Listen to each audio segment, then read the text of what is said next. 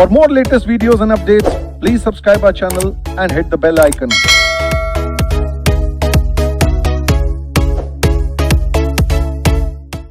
आइए, हम लोगों ने setting up business entity industrial and labour law पढ़ना शुरू किया था और सबसे पहले हम लोगों ने अपने सब्जेक्ट का दिल्ली दर्शन किया था।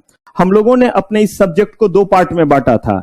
एक हमारा था 60 मार्क्स का, जो कौन सा पोर्शन था, सेटिंग अप। दूसरा पोर्शन हमारा 40 मार्क्स का जो है इंडस्ट्रियल एंड लेबर लॉ। और मैंने आपको कहा था इंडस्ट्रियल एंड लेबर लॉ अगर लेंथ वाइज देखा जाए तो ये अगर 70% टाइम लेगा तो आपका जो है जो 60 मार्क्स वाला है वो कितना टाइम लेगा, वो 30% टाइम लेगा, क्योंकि इसमें बहुत सारे एक्ट हमें पढ़ने, लंबे लंबे एक्ट्स हैं। कोई बात नहीं, जो है पढ़ना है तो पढ़ना है।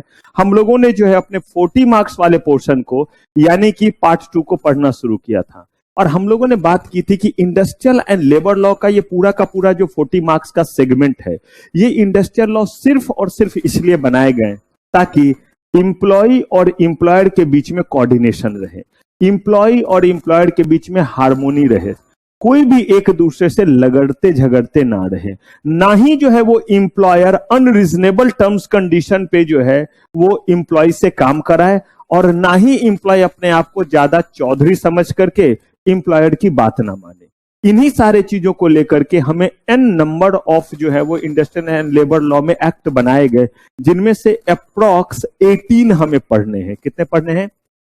18। इसका मतलब ये नहीं है कि इंडस्ट्रियल एंड लेबर लॉ को लेकर के सिर्फ 18 एक्ट ही बने, 18 एक्ट ही बने। उनमें से हम कितने को पढ़ेंगे? हम उनमें से 18 को पढ़ रहे हैं जो हमारे सिलेबस में है। इसमें हम लोगों ने सबसे पहला हमला किया था किस एक्ट पे? फैक्ट्रीज एक्ट पे किया। और फैक्ट्रीज एक्ट जो हम लोग पढ़ना शुरू किए, ये क्यों पढ़ना शुरू किया कि हमारे देश में अनएम्प्लॉयमेंट बहुत ज्यादा, तो जब किसी भी देश में अनएम्प्लॉयमेंट बहुत ज्यादा रहेगा तो वहां के जो भी एम्प्लॉयर होंगे वो थोड़े चौड़े होकर के घूमेंगे ही। यानी कि उस एम्प्लॉयर को इस बात का डर नहीं है कि रामदीन चला गया तो मेरा काम कौन करेगा, क्योंकि रामदीन जाएगा नहीं तब तक जो है वो दूसरा हरिया बंसी बिरजू क्या है, तैयार बैठा हुआ है। इस केस में एम्प्लॉयर कहीं उनके साथ जाति ना करे, काम करवा रहा है अनह्यूमन कंडीशन में काम करा रहा है। अनह्यूमन कंडीशन में काम कराने का क्या मतलब हुआ?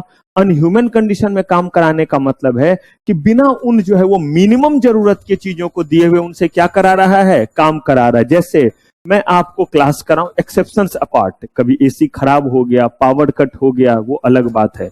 अदरवाइज अगर जो है वो गर्मी में आप जो है वो झुलस रहे, जैसे जब मैं आया था तो आप उस कमरे में थे मॉर्निंग वाले में, तो ऐसे कि जैसे लग रहा है कि चैम्बर सब बन रहा है, एसी बंद है, फैन बंद है, सब बंद है। मैं बोल रहा हूं अब तो पढ़ाऊंगा ही, अब तो रात के 1 बजे तक पढ़ाऊंगा, ऐसे ही पढ़ाऊंगा। ये जाति हो गई।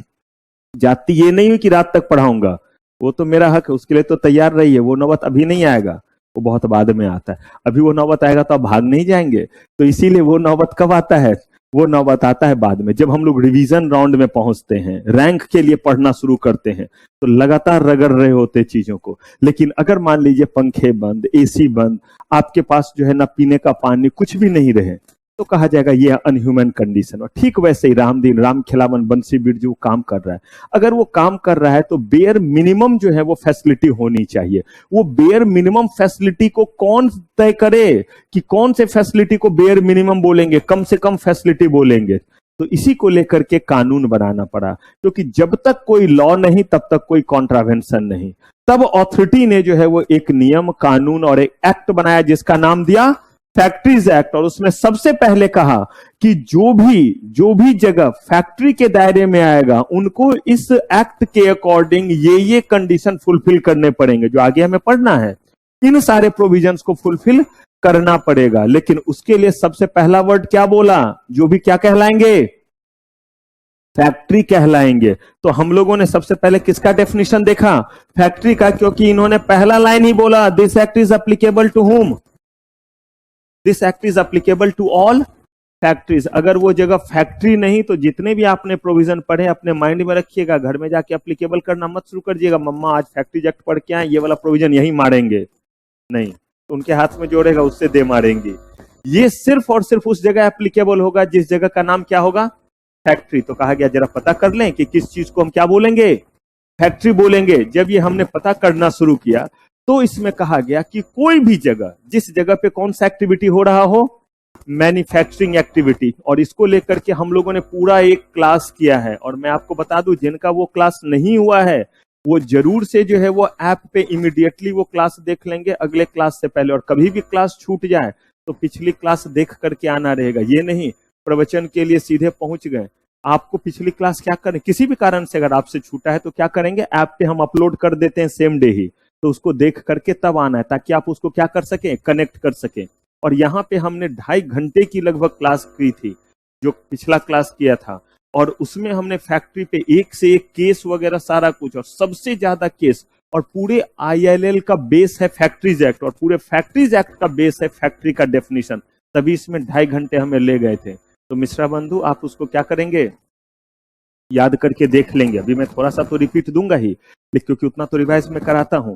तो अब देखिए, कहा गया कि कोई भी जगह, जिस जगह पे कौन सा एक्टिविटी हो रहा हो पहला कंडीशन, अगर किसी चीज को फैक्ट्री तय करना है कि इस जगह ये कंप्लायंसेस एप्लीकेबल होंगे या नहीं, कौन सा, फैक्ट्रीज एक्ट का, तो इस जगह को क्या होना पड़ेगा, फैक्ट्री। तो कहा ठीक है, ये जगह फैक्ट्री कब कहलाएगा, तो पहला स्टेप, क्या यहां मैन्युफैक्चरिंग एक्टिविटी हो रहा है, और ये मैन्युफैक्चरिंग एक्टिविटी कहां हो रहा है, तो पूरे के पूरे प्रीमाइस में से कहीं भी एक छोटे से कॉर्नर में भी अगर हो रहा है तो माना जाएगा मैन्युफैक्चरिंग एक्टिविटी हो रहा है। बड़ा सा जो है वो प्लॉट है, 200 एकड़ में फैला हुआ है, जिसमें से सिर्फ और सिर्फ 100 गज में मैन्युफैक्चरिंग हो रहा है। पॉसिबल, 100 एकड़ में से कितने गज में, 100 गज में सिर्फ मैन्युफैक्चरिंग हो रहा है, तो भी बोला जाएगा वहां कौन सा एक्टिविटी हो रहा है, मैन्युफैक्चरिंग। और इसके लिए मैंने आपको बताया था, जरूरी नहीं है कि उस प्रीमाइसेस में ही हो रहा हो। अगर जो है वो कहीं नमक बनाने वाली कंपनी है, वो नमक बनाने वाली कंपनी जो है वो बेसिकली क्या कर रही है,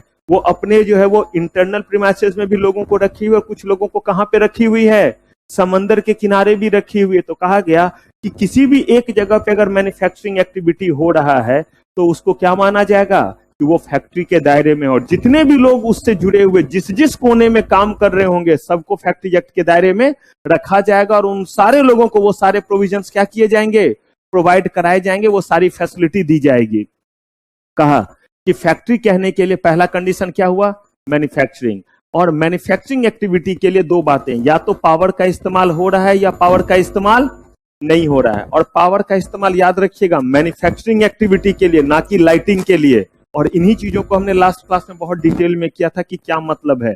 मतलब है कि मशीन चलने के लिए जो है वो इस्तेमाल होना चाहिए किस चीज का, पावर का, ना कि सिर्फ रोशनी के लिए। जैसे आप पढ़ाई कर रहे हैं और मैं पढ़ाने के लिए पावर का इस्तेमाल कर रहा हूं, ये देखिए प्रोजेक्टर पे पढ़ रहे हैं आप, इस पे पढ़ रहे हैं, लेकिन यही अगर व्हाइट बोर्ड पे पढ़ाने लगूं तो लाइट जल रहा है, एसी चल रहा है, पंखा चल रहा है, इनके लिए इस्तेमाल हो रहा है किस चीज का। लेकिन ये नहीं माना जाएगा कि पढ़ाने के लिए मैं किसका इस्तेमाल कर रहा हूं, पावर का। वो तब जब मैं लैपटॉप से पढ़ाऊं और तब जब आप प्रोजेक्टर पे क्या कर रहे हो, चीजों को देख रहे हो। कहा ठीक है। और अगला चीज बोला कि अगर पावर का इस्तेमाल हो रहा है तो पिछले 12 महीनों में से एक भी दिन के लिए, एक भी पल के लिए कितने आदमी होने चाहिए, कम से कम 10। 12 महीनों में एक भी दिन, एक भी पल के लिए, किस बेसिस पे, रेगुलर बेसिस पे होना चाहिए। और अगर नहीं हो रहा है तो पिछले 12 महीनों में से एक भी दिन, एक भी पल के लिए कितने लोग, किस बेसिस पे, रेगुलर बेसिस पे। और रेगुलर बेसिस मैंने आपको समझाया था, हम सारे लोग जो है वो मान लीजिए, चलिए सब लोग इस फैक्ट्री में ही काम कर रहे हैं। अब जो है वो अगर हमें जरूरत पड़ गया एकाएक, तो हम सब रेगुलर बेसिस पे काम कर रहे हैं, कोई सामान नीचे आया हुआ है, जैसे आप देखिएगा नॉर्मल हमारे स्टाफ आप देखते हैं, और आज देखिएगा 4-5 और भी स्टाफ, ऑल दो वो हमारे ही स्टाफ है, दूसरे जो है वो ऑफिस के हैं, लेकिन आप नए भी स्टाफ देखिएगा। क्यों? क्योंकि कुछ सामान हमें नीचे पहुंचाना है, यहां से खाली करना है। तो देखिए वो रेगुलर बेसिस पे यहां नहीं रहते हैं, क्योंकि आज कुछ सामान को नीचे ले जाना है, इसीलिए वो क्या है, आए हुए। ठीक वैसे ही रेगुलर एम्प्लॉयमेंट नहीं है, रॉ मटेरियल गिरा हुआ है, रोड पे है, अगर ट्रक जल्दी नहीं हटेगा तो जाम लग जाएगा। तो हमने 10 और बंदे को आज बुला लिया कि शाम तक खाली कर, टाटा गुड बाय। वो 10 बंदा रेगुलर के कैटेगरी में नहीं आएगा। उनको छोड़ करके रेगुलर काम करने वाले अगर एक भी दिन, एक भी पल के लिए पिछले 12 महीने में है तो वो क्या कहलाएगा। और अगर वो फैक्ट्री कहलाया तो उसके ऊपर कौन सा प्रोविजन लगेगा, बताऊंगा कौन सा प्रोविजन मतलब कौन कौन सा प्रोविजन होगा, लेकिन वो सारे प्रोविजन किस एक्ट के होंगे, फैक्ट्रीज एक्ट के एप्लीकेबल होंगे। अगर मान लीजिए कि कहीं पे काम हो रहा है और ये काम जो है वो यहां भी हो रहा है, यहां पे जो है वो लकड़ी को काटा जा रहा है, उसके बाद जो है वो दूसरे प्रीमाइसेस में लकड़ी में कील लगाया जा रहा है और कुर्सी बनाया जा रहा है, तीसरे जगह उसको उठा करके लाया जा रहा है और वहां पे उसकी पेंटिंग हो रही है, ये तीनों जगह पे काम हो रहा है और तीनों जगह पे मिलकर के ही एक काम पूरा हो रहा है। तो ऐसे केस में जितने भी लोग काम कर रहे हैं तीनों जगह पे सबको ऐड कर दीजिए, और ऐड करने के बाद इन तीन में से किसी भी एक जगह पे अगर पावर का इस्तेमाल हो रहा है तो तीनों जगह पे मिला करके अगर 10 लोग हो गए तो इसका मतलब तीनों जगह क्या कहलाएंगे, फैक्ट्री कहलाएंगे, और वहां पे फैक्ट्री एक्ट के प्रोविजन क्या होंगे, एप्लीकेबल होंगे। क्लियर है ये बात? चलिए, इसके बाद हम लोगों ने यहाँ पे देखा था कि कौन कौन सा चीज फैक्ट्री एक्ट के दायरे में नहीं आएगा, और वजह बिल्कुल क्लियर था, क्योंकि यहाँ पे फैक्ट्री एक्ट से ज्यादा अच्छा प्रोविजन हम क्या करते हैं, उनको प्रोवाइड करते, इसीलिए इनको फैक्ट्री के दायरे में नहीं रखा, इनको अलग एक्ट में हम गवर्न करते हैं।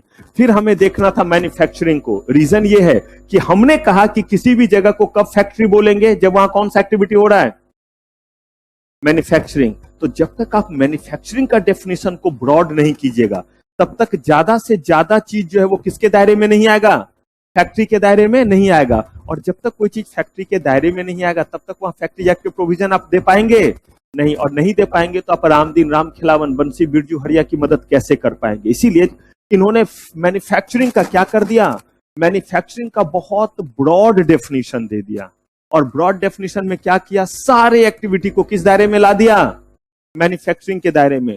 तोड़ना, जोड़ना, लेबलिंग करना, ट्रांसपोर्टेशन, साथ ही साथ इन्होंने बोला कि इलेक्ट्रिसिटी जनरेशन वगैरह, कोल्ड स्टोरेज में सामान रखना, पंपिंग ऑयल, सीवेज, ऑयलिंग, ये सबको किस दायरे में रख दिया, सबको मैन्युफैक्चरिंग में रख दिया, ताकि ज्यादा से ज्यादा जगहों को किस एक्ट में ला सके, और अगर वो कंप्लाई नहीं करेंगे तो उनके ऊपर हम क्या लगा सके, पेनल्टी का प्रोविजन लगा सके।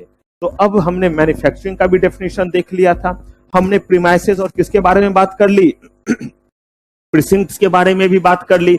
प्रीमाइसेस और प्रीसिंक्ट्स के बारे में हमने कहा कि प्रीमाइसेस और प्रीसिंक्ट्स में जो लोग काम करते हैं उनको भी हम क्या करेंगे, ऐड करेंगे, उनको भी शामिल करेंगे। प्रीसिंक्ट्स हमने बोला कि नॉर्मली 4 दीवारी के भीतर के एरिया को हम क्या बोल देते हैं, प्रीसिंक्ट्स बोल देते हैं, और आपका एक्टिविटी जिस जिस जगह से जुड़ा हुआ वो सब आपका क्या माना जाएगा, सब आपका प्रीमाइसेस माना जाएगा। तो यानी कि प्रीसिंक्ट से भी बड़ा एरिया किसका हो गया, प्रीमाइसेस का हो गया। अब यहां पे मैंने आपसे कुछ क्वेश्चंस किए थे, कुछ केस हमने देखा था कि अगर कहीं पे जो है वो एक्टिविटी हो रहा है और सॉल्ट बन रहा है, तो सॉल्ट बनने का काम फैक्ट्री के भीतर, और साथ ही साथ पहला स्टेप कहां हो रहा होगा, समंदर के किनारे, जहां पे लोग क्या कर रहे होंगे, समंदर से ऐसे छन्ना डाल करके जो है वो बड़े बड़े क्रिस्टल जो होते हैं नमक के, वो निकालते हैं और उसको जमा करते हैं, फिर उसको सूखने के बाद उसे लेकर के फैक्ट्री में ले जाते हैं, वहां उसका पॉलिशिंग होता है, रिफाइन किया जाता है, फिर जो है वो आयोडीन युक्त नमक तो दिस युक्त उसको और तैयार किया जाता है।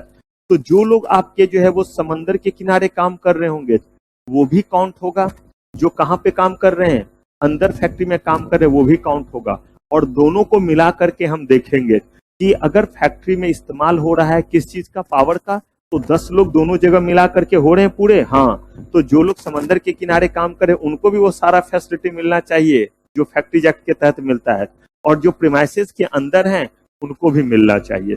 और अगर मान लीजिए दोनों में से कहीं भी पावर का इस्तेमाल नहीं होता है तो दोनों जगह मिला करके कितने लोग होने चाहिए, 20 पीपल होने चाहिए। अगर हम बात करें कि कहीं पे जो है वो टोबैको जो है वो मैन्युफैक्चरिंग कंपनी है, तो जो लोग पत्ते तोड़ रहे हैं क्या वो कंसीडर किया जाएगा मैन्युफैक्चरिंग में? हाँ जी, जो टोबैको जो होते हैं वो पत्ते से ही बनते हैं, तो पहले तो जंगल पे जाएंगे और वहां पे पत्ते तोड़ेंगे, तो वो पत्ता तोड़ने का काम भी जो है वो किस दायरे में आएगा, मैन्युफैक्चरिंग। वो मैन्युफैक्चरिंग में आएगा तभी तो जो लोग वहां काम कर रहे हैं माना जाएगा, कहाँ काम कर रहे हैं, फैक्ट्री में, तभी तो उनको वो सारा प्रोविजन आप प्रोवाइड करेंगे जो किसमें आप प्रोवाइड करते हैं, फैक्ट्रीज एक्ट में प्रोवाइड करते हैं।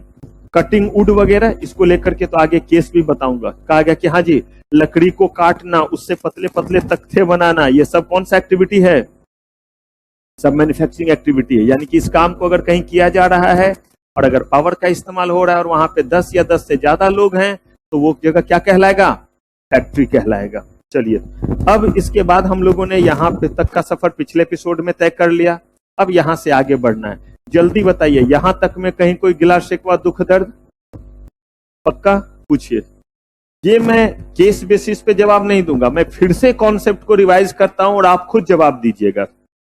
हम लोगों ने क्या पढ़ा? सबसे पहले जिस दिन आप चेक करने के लिए जाएंगे कि वहां पे फैक्ट्रीज एक्ट के प्रोविजन लगेंगे या नहीं लगेंगे, वो दिन कौन सा है?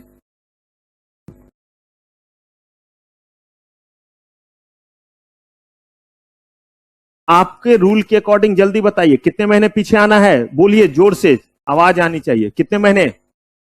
12 मंथ बैक हो। यहां से अगर 12 मंथ बैक होंगे तो मोटा मोटी 31 मार्च पहुंच गए। ठीक लिखा है मैंने? 31 मार्च 2022 पे पहुंचे। अब मैं कह रहा हूं कि इस बीच में एक भी दिन, एक भी पल के लिए रेगुलर बेसिस पे अगर पावर का इस्तेमाल होता है तो कितने लोग, और नहीं तो कितने लोग? अब आपके केस में क्या है मामला? किस दिन? 23 कौन सा डेट? हाँ हाँ, कब आ गए? ठीक है, ठीक है, मुक्का ना मारूंगा ये क्वेश्चन आप मुझसे पूछेंगे तो। आप लोग बताइए, मुझे एक चीज बताइए, क्या आपको बताया है पावर का इस्तेमाल हो रहा है तो 10 लोग पिछले 12 महीने में एक भी दिन, एक भी पल के लिए रेगुलर बेसिस पे आया था बंदा? तो इसका मतलब मुझे बताइए, दिसंबर 2022 इस बीच में आता है या नहीं? हाँ या ना तो बोलिए। आता है। एक भी दिन, एक भी पल के लिए बोला, इसका मतलब दिसंबर 2022 को कितने लोग काम कर रहे थे? पावर का इस्तेमाल हो रहा है तो रेगुलर बेसिस पे एक भी दिन, एक भी पल के लिए काम करना, तो 10 ये जो है वो दिसंबर से काम कर रहे हैं, 4 महीने हो गए, तो अप्लीकेबल नहीं होगा। क्यों कंफ्यूजन इसमें होगा? एक भी दिन, एक भी पल के लिए अगर है तो वो क्या माना जाएगा? फैक्ट्री माना जाएगा, और वहां पे सारे कंप्लायंसेस आपको करने पड़ेंगे। किस एक्ट के? फैक्ट्रीज एक्ट के। इतना छोड़िए, अगर मान लीजिए कि उसके बाद जो है वो 2 महीने के बाद फरवरी में चला भी गया 4 लोग, फिर तो 6 ही लोग बच गए। हमें 6 बचे उससे थोड़ा ना देखना है, हमें तो ये देखना है किसी भी पल हमें 10 मिला या नहीं मिला। और 10 क्यों देख रहे हैं? क्योंकि पावर का इस्तेमाल हो रहा है, और अगर पावर का इस्तेमाल नहीं हो रहा है तो कितने होने चाहिए? 20। हमें यह नहीं देखना है कि कितने बार कितने आए और कितने क्या हुए गए। हमें तो बस एक बार वो भैंस की पूंछ पकड़ लेनी है कि पूरे 12 महीने में एक भी दिन, एक भी पल के लिए क्या मुझे 10 लोग दिखे? अगर किसका इस्तेमाल हो रहा है और नहीं हो रहा है तो कितने? और वो जो थे 10 और 20 वो किस बेसिस पे होने चाहिए? बस यही चेक है। तो वहां पे कौन सा लगेगा एक्ट? बस इतना ही है। दिसंबर में गए आप ऑडिट करने, दिसंबर से 12 महीने क्या हो जाइए? बैक हो जाइए, और तब देखिए। क्लियर है?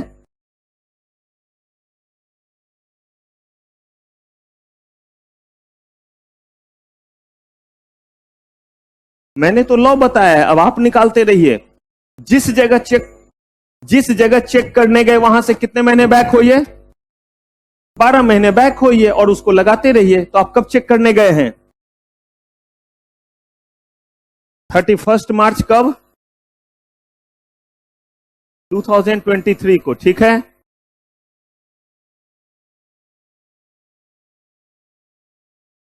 ठीक है।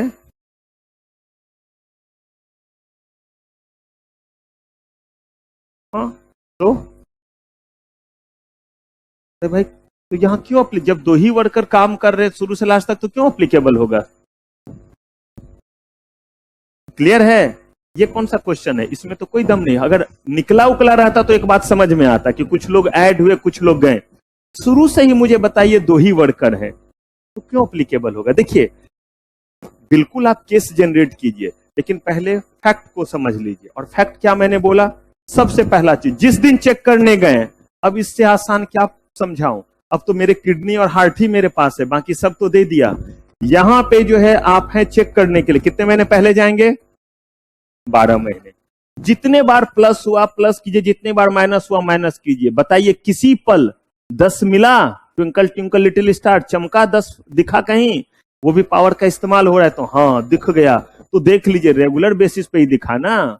कैजुअल वाला नहीं ना, कि सिर्फ माल को अनलोड करने के लिए तो नहीं आया है, लिख देगा केस लॉ में कि रेगुलर बेसिस पे है या कैजुअल बेसिस पे। दिख गया तो क्या बोलेंगे, फैक्ट्री, और नहीं दिखा तो इमोशनल नहीं होंगे। हाँ अच्छा, चलिए बढ़े आगे, पक्का। चलिए, ऑनलाइन वाले बच्चे अगर कहीं पे कोई क्वेरी रहेगा आप लोग भी पूछ सकते हैं, मनाली या और भी जो भी बच्चे रहेंगे। चलिए, और जो नए बच्चे अगर कोई होंगे तो पक्का पिछला क्लास जो है वो जरूर देख लीजिएगा, बहुत डिटेल में वहां पे हमने बात की थी चीजों की। अगला केस है, ये केस बड़ा जोरदार केस है, जरा देखिए तो इस केस को और मुझे बताइए कि ये केस जो है वो सही है, गलत है, कंफ्यूजन क्रिएट कर रहा है, क्या कर रहा है, या इस चीज से आपका कोई लेना देना नहीं है पिछले कॉन्सेप्ट से इसका। और पढ़ते वक्त फिर मैं बोलूं, सीएस की पढ़ाई आप कर रहे हैं, दम लगाइए। दम लगाने का मतलब है ये नहीं कि हाँ समझ रहे, नहीं, एकदम भूखे शेर की तरह, शिकार सामने आया झपट मारेंगे, एकदम देखिए इसको कि इस केस में क्या खास है, और ये बहुत यूनिक केस है, देखिए समझिए।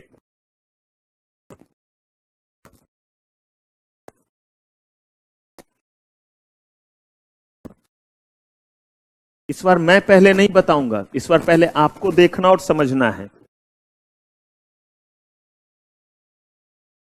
कुछ कंफ्यूजन क्रिएट कर रहा है या बहुत अच्छा बात बताया आपने, ये तो वाह, ये भी बहुत शानदार। और समझिए, और जो मैंने आपको मैन्युफैक्चरिंग का डेफिनेशन दिया है वहां पे जाइए और कोई पॉइंट ढूंढिए और सही से बताइए, देखूं कोई होनहार है।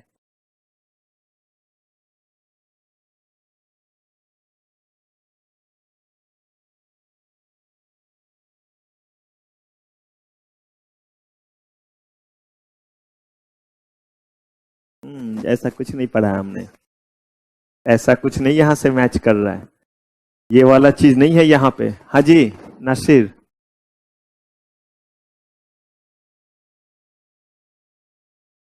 अच्छा देखिए, इसका मतलब कौन सा चीज मैन्युफैक्चरिंग के डेफिनेशन में आता है, पूरा बोलिए, नहीं तो कम से कम चोरी तो कर लीजिए, खोलिए अपना कॉपी और मैन्युफैक्चरिंग में जाइए और देखिए मैन्युफैक्चरिंग के डेफिनेशन में हमने यहां क्या लिखा हुआ है। ये देखिए मैन्युफैक्चरिंग के डेफिनेशन में क्या लिखा है, जनरेटिंग, ट्रांसफॉर्मिंग, ट्रांसमिटिंग पावर। क्या कहलाएगा, कहलाएगा या नहीं कहलाएगा? अरे कैसा टीचर है, झूठ झूठ बात बोलते हैं। और देखिए यहां पे डिसाइडेड केस क्या बोलता है, ये केस है workman of Delhi electricity supply versus management of Delhi, Delhi का ही मामला है। और कहा गया the process of electricity generation, transformation and transmitting electricity generated at power plant does not fall within the definition of what।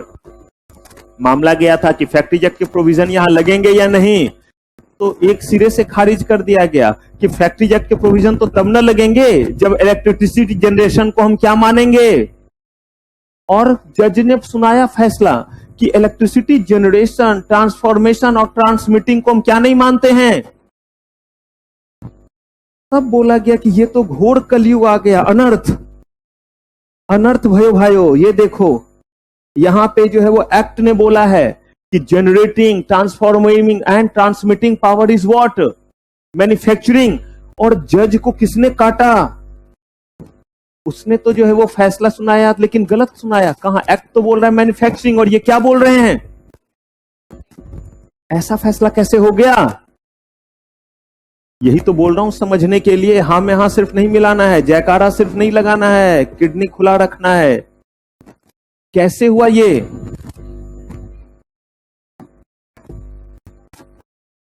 क्यों भाई, लॉ में तो लिखा तो हुआ है, यही बात तो लिखा हुआ है। बच्चे वो तो बात की बात, ये तो कह रहे मैन्युफैक्चरिंग नहीं है, फैक्ट्री नहीं बोलता तो समझते हैं कि फैक्ट्री नहीं हुआ तो इसका मतलब है ये मैन्युफैक्चरिंग, लेकिन शायद वहां 10 लोग काम नहीं करते हो, तब समझ में आता अगर ये बोलता फैक्ट्री नहीं होगा। लेकिन ये तो कह रहा है कि ये मैन्युफैक्चरिंग के डेफिनेशन में नहीं आता है। कौन सा चीज, electricity generation, transformation and transmit, कह रहा है ये आता ही नहीं है, ये आता नहीं, तो फिर हमने ये जो पढ़ा था ये क्या पढ़ा था, मजाक किया था सर ने हमारे साथ? नहीं, ना मैंने मजाक किया ना किसी और ने, इसलिए बोलो एकदम अलर्ट, एकदम अटेंटिव। सीएस के कोर्स में बहुत डेप्थ आपको चाहिए, सीएस करना बहुत आसान है, लाखों रुपए चाहिए पर मंथ, तो अच्छा सीएस बस बनना पड़ेगा, वरना सीएस चुटकी बजाइए, सो के उठेंगे दोबारा बन जाऊंगा, तीसरी बार बन जाऊंगा, चौथी बार। लेकिन कितना पढ़ करके, कितना अलर्ट रह के कर रहे हैं, ये इन्हीं सब केस पे डिपेंड करता है। तो इसीलिए इन जगहों पे एकदम अलर्ट रहिए, खुद से टीचर बताए इससे पहले मोटिवेटेड रहिए। टीचर छोड़ भी दे तो सर ये कौन सा बात था वहां पे, और ये था, और ये आप कैच कीजिए, ये मेरा काम नहीं है कैच करना, और यही काबिल बनाने के लिए टीचर है। अदरवाइज तो हर जगह नोट्स मेरे ही सब चीज मिले, लीजिए छप्पा मार दीजिए। क्या है ये? बेसिकली दोनों में से कोई जगह गलत नहीं है। हुआ ये कि ये जो आपका जजमेंट आया था, ये जब जजमेंट आया था तो उस समय मैन्युफैक्चरिंग के दायरे में ये लाइन नहीं था, ये कटा हुआ था, ये था ही नहीं। तो आपने पढ़ा हुआ है, जाना हुआ है कि जब तक कोई एक्ट उस समय नहीं बना है तो नया एक्ट बना करके आप जो है वो पहले की चीजों को इंप्लीमेंट नहीं कर सकते हैं। जिस दिन ये केस आया था उस दिन जो है वो हमने लिखा नहीं था कि मैन्युफैक्चरिंग में जनरेशन, ट्रांसफॉर्मेशन और transmission of electricity is manufacturing, ये वर्ड लिखा हुआ नहीं था। तो उस दिन के अकॉर्डिंग इन्होंने फैसला तो सही सुना दिया, लेकिन जब फैसला सुना दिया तब अथॉरिटी को भी लगा कि ऐसा तो होना चाहिए। लेकिन अब आप याद कीजिए निर्भया कांड, अगर कहीं आप सुने होंगे, काफी जो है वो चर्चा में आया था, हालांकि आप लोग छोटे होंगे, लेकिन जो है वो सुना होगा कि उसमें एक जो ऑफेंस किया था उस बंदे की उम्र 13 ईयर था। 4 को तो फांसी की सजा सुनाई गई थी, 3 को, एक तो मर ही गया था, लेकिन उसे जो है वो 3 साल के लिए सिर्फ बाल सुधार गृह में रखा गया था और छोड़ दिया गया था। सुप्रीम कोर्ट तक ने बोला कि मुझे दुख है इस बात का कि मुझे ये सुनाना पड़ रहा है कि 3 लोग को तो फांसी, उस बात का दुख नहीं है कि 3 को फांसी, क्योंकि इससे ज्यादा कुछ सजा सुना नहीं सकते हैं। अगर ऐसा होता कि ये सजा सुना सकते थे कि इनके जो है वो हाथ में चीरा लगाओ, फिर इसमें नमक मिर्च डालो और तरपा तरपा के मारो, अगर लॉ अलाउ करता तो वो सुनाते। लेकिन मैक्सिमम सजा हम क्या सुना सकते हैं? Capital punishment. और इसे जो है वो 3 साल ये काट चुका है, तो बस 3 साल के बाद इसे क्या कर दिया जाएगा? रिहा कर दिया जाएगा बाल सुधार गृह से। लेकिन हमारी मजबूरी है, क्योंकि इसके लिए यही एक्ट बना हुआ है, कोई और प्रोविजन नहीं है। लेकिन उस इंसिडेंट के बाद से कानून में बदलाव लाया गया और कहा गया कि अगर कोई ऐसा हीनियस क्राइम करेगा तो 13 साल के बच्चे को भी जो है वो मेजर माना जाएगा और वही सजा सुनाई जाएगी जो किसको सुनाया जाता है? मेजर। यानी उन्होंने एक लैंडमार्क डिसीजन दिया और मेजर का डेफिनेशन जो 18 साल होता है, हीनियस क्राइम के केस में कह दिया कि 13 साल का भी है तो उसे क्या मानेंगे? मेजर। लेकिन बताइए उस दिन उन्होंने फांसी की सजा दी थी? नहीं दिया, बाद में चेंज किया। अब अगर ऐसा कोई इंसिडेंट होगा तो सजा फांसी की मिलेगी या नहीं मिलेगी? 13 साल के बच्चे को मिलेगा। ठीक वही था, इस समय हमने उसको किस दायरे में नहीं रखा था? मैन्युफैक्चरिंग के दायरे में। फिर उसके बाद चेंज किया, अमेंडमेंट किया फैक्ट्रीज एक्ट को, और यहां पे मैन्युफैक्चरिंग के दायरे में हमने क्या इंट्रोड्यूस कर दिया? Generating, transforming and transmitting of power. इसीलिए अगर आपसे ये क्वेश्चन पूछ दे तो ऐसे केस में आप अगर केस लॉ लिख सकते हैं, और केस लॉ लिखने के बाद बता देंगे कि after this case the amendment was made and manufacturing was involved or indulged in the definition of manufacturing, generating, transforming and transmitting of electricity has been included in the list of manufacturing. Clear है ये बात? तो ये case आपको clear हुआ। इस case के समय मैन्युफैक्चरिंग के डेफिनेशन में नहीं था, लेकिन उसके बाद उसको क्या कर दिया गया? शामिल कर दिया गया। क्लियर है? अब देखिए मद्रास हाई कोर्ट किस केस में? इनरी। आपको मैंने बताया था जब एक पार्टी का नाम याद हो तो क्या लिखते हैं? इनरी। लेकिन इसका मतलब ये नहीं कि झूठा नाम लिख देंगे। आपने यहां पे क्या देखा? क्या लिखा हुआ है? शेषाद्रीनाथ शर्मा। तो आपने सोचा कि नाम उटपटांग सा रहता है, तो ऐसे ही जो है वो आपको याद नहीं आ रहा हो तो सोचेंगे कोई सा भी एक नाम दे देंगे, श्री बद्रीनाथ शर्मा या सी रंगराजू वर्सेस सी चन्नरप्पा, अप्पा कप्पा कुछ भी लिख दिया। क्यों? क्योंकि आप सोचेंगे कि शायद सारे केस का नाम तो कॉपी चेक करने वाले को याद नहीं होगा। बिल्कुल आप सही कह रहे हैं, हमें भी सारे केस के नाम याद नहीं है, लेकिन जो है अगर आप गलत लिखेंगे तो हमें पता चल जाएगा।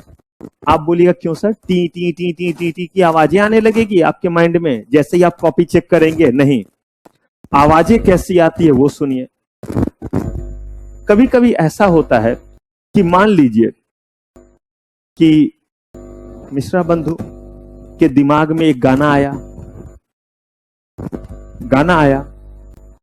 गाना दिमाग में आया, फिल्म का नाम याद करना चाह रहे हैं, ऐसा लग रहा है कि पेट में तो है, जबान पे नहीं आ रहा है। गाना कभी कभी होता है, बोल याद आ रहे हैं लेकिन याद ही नहीं आ रहा है कि ये किस मूवी का है। तो इन्होंने जो है वो फिर जो है वो पूछा मिश्रा बंधु से कि बताना जरा कि ये जो है वो किस मूवी का गाना है। तो इन्होंने जो है वो बताया कि ये जो है वो कुछ कुछ होता है का है। तो इन्होंने बड़ा सरकास्टिक सा जो है वो कमेंट किया, बोला तुझे ऐसे ही कुछ कुछ होता है, ये इस मूवी का नहीं है। अब देखिए, खुद गाना नहीं पता किस मूवी का है और उन्होंने जब नाम बताया तो बोल रहे हैं इस मूवी का सही का नाम नहीं पता, लेकिन उन्होंने गलत बताया है, उस चीज को लेकर के डिटरमिन्ड है। फिर इन्होंने जो है वो मिताली राज से पूछा कि यार बताइए ये किस मूवी का है। तो उन्होंने बोला दिलवाले दुल्हनिया ले जाएंगे। फिर बड़ा सरकास्टिक सा इन्होंने बोला चाहे तुझे बंदर ले जाए या कुत्ते ले जाए, ये इस मूवी का नहीं है। फिर देखिए, खुद नाम नहीं पता, लेकिन उन्होंने जब बोला तो देखिए कैसे उन्हें जवाब दे रहे हैं, यानी कि ये क्वाइट कंफर्म है कि ये दिलवाले दुल्हनिया ले जाएंगे का नहीं है। फिर इन्होंने जो है वो कसक से पूछा कि कसक ये किस मूवी का है। तो उन्होंने बताया बाजीगर। तो बोलते बिल्कुल बिल्कुल ठीक ठीक ठीक। मतलब दो लोगों ने गलत बताया, सही नाम इन्हें नहीं था पता, तो इन्होंने आइडेंटिफाई कर लिया ना किस मूवी का नहीं है। लेकिन जैसे कोई सही खुद याद नहीं आ रहा था, लेकिन जैसे किसी ने सही बोला तो आइडेंटिफाई कर लिया ना, यानी सही और गलत को आइडेंटिफाई कर लिए या नहीं कर लिए, जबकि इन्हें जो है वो याद नहीं आ रहा था। ठीक वैसे ही हम लोग के लिए यही, जैसे गाना आपके लिए ना, वैसे ही हम लोग के लिए केस लॉ है। भले जो है हमें सारे केस के नाम याद नहीं आ रहे हैं, लेकिन अगर आप इस सिचुएशन में बोलेंगे ये वाला केस है तो हम समझ जाएंगे इस सिचुएशन में तो ये केस सही बोलिएगा तो हाँ ये इस सिचुएशन में ये केस आया था। तो इसलिए झूठा केस का नाम नहीं देना है। नहीं याद रहे तो क्या लिख देंगे?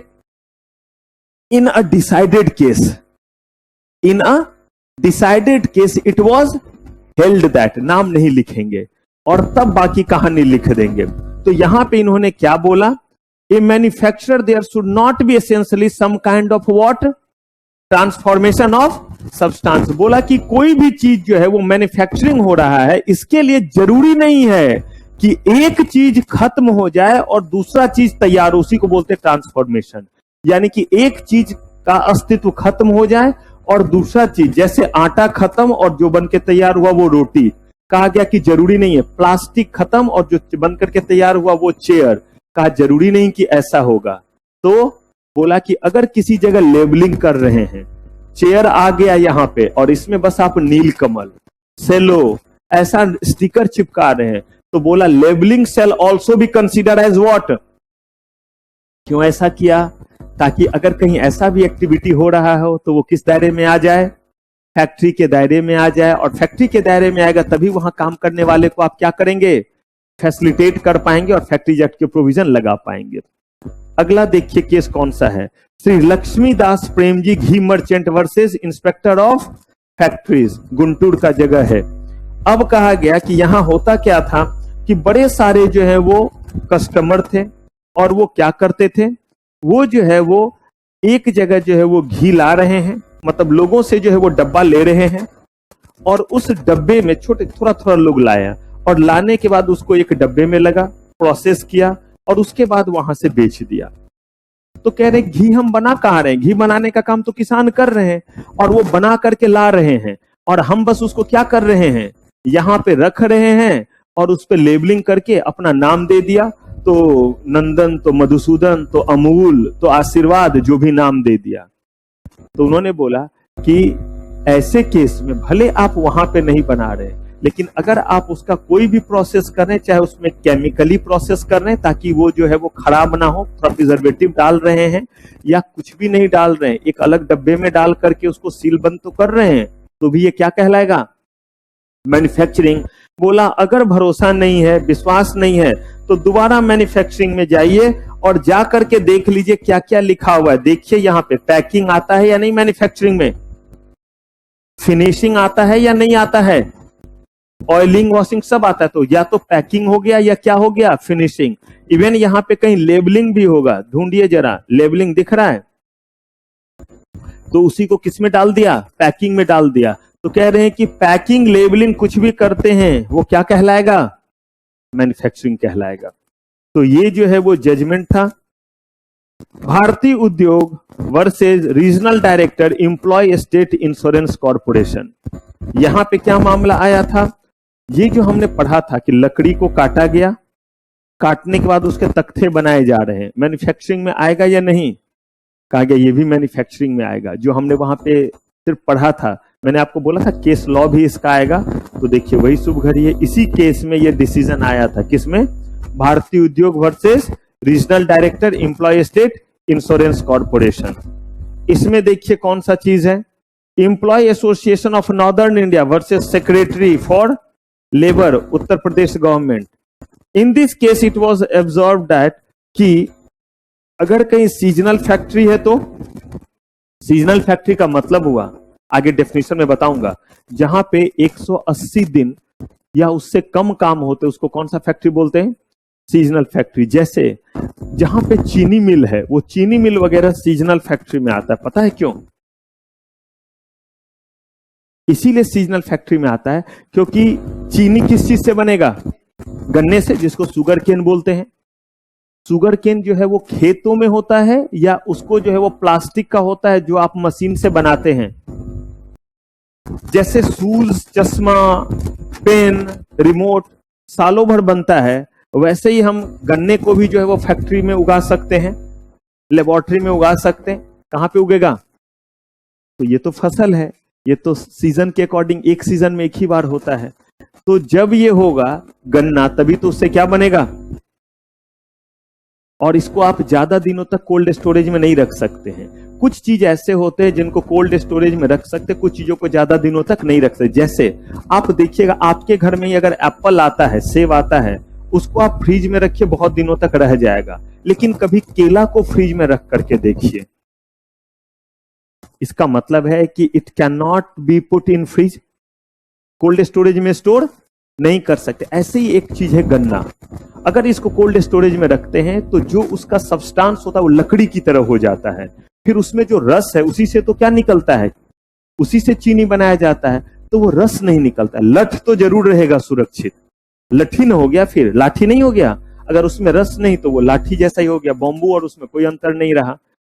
तो इसीलिए यहां पे इन्होंने बोला कि जितने दिन गन्ना होगा उतने ही दिन तक क्या होगा, आपका चीनी मिल में काम चलेगा। तो इसीलिए अगर सीजनल भी काम हो रहा है तो भी जितने भी दिन काम होंगे वो जगह क्या कहलाएगा, बशर्ते वहां पे क्या होना चाहिए, पावर का इस्तेमाल हो रहा है तो कितने लोग होने चाहिए, कम से कम कितने दिन, पिछले 12 महीनों में से एक भी दिन, एक भी पल के लिए, किस बेसिस पे, रेगुलर बेसिस पे।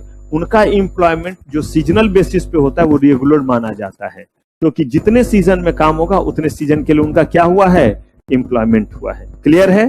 तो कह रहे हैं कि sugar factory to be a factory when no manufacturing process is carried on during the off season. Off season में तो कोई मैन्युफैक्चरिंग नहीं हो रहा है, फिर भी अगर वहां पे कोई भी जो है वो लोग हैं किसी भी कारण से, तो वो फैसिलिटी के साथ होंगे। जो फैसिलिटी कहां लिखा हुआ है, फैक्ट्रीज एक्ट में लिखा हुआ है। क्लियर है ये बात?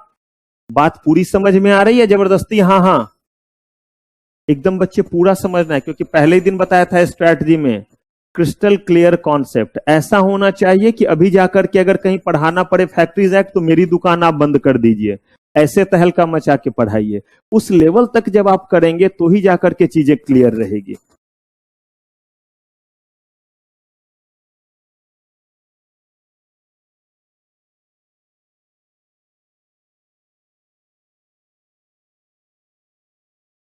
जोर से बोलिए जो बोलना है।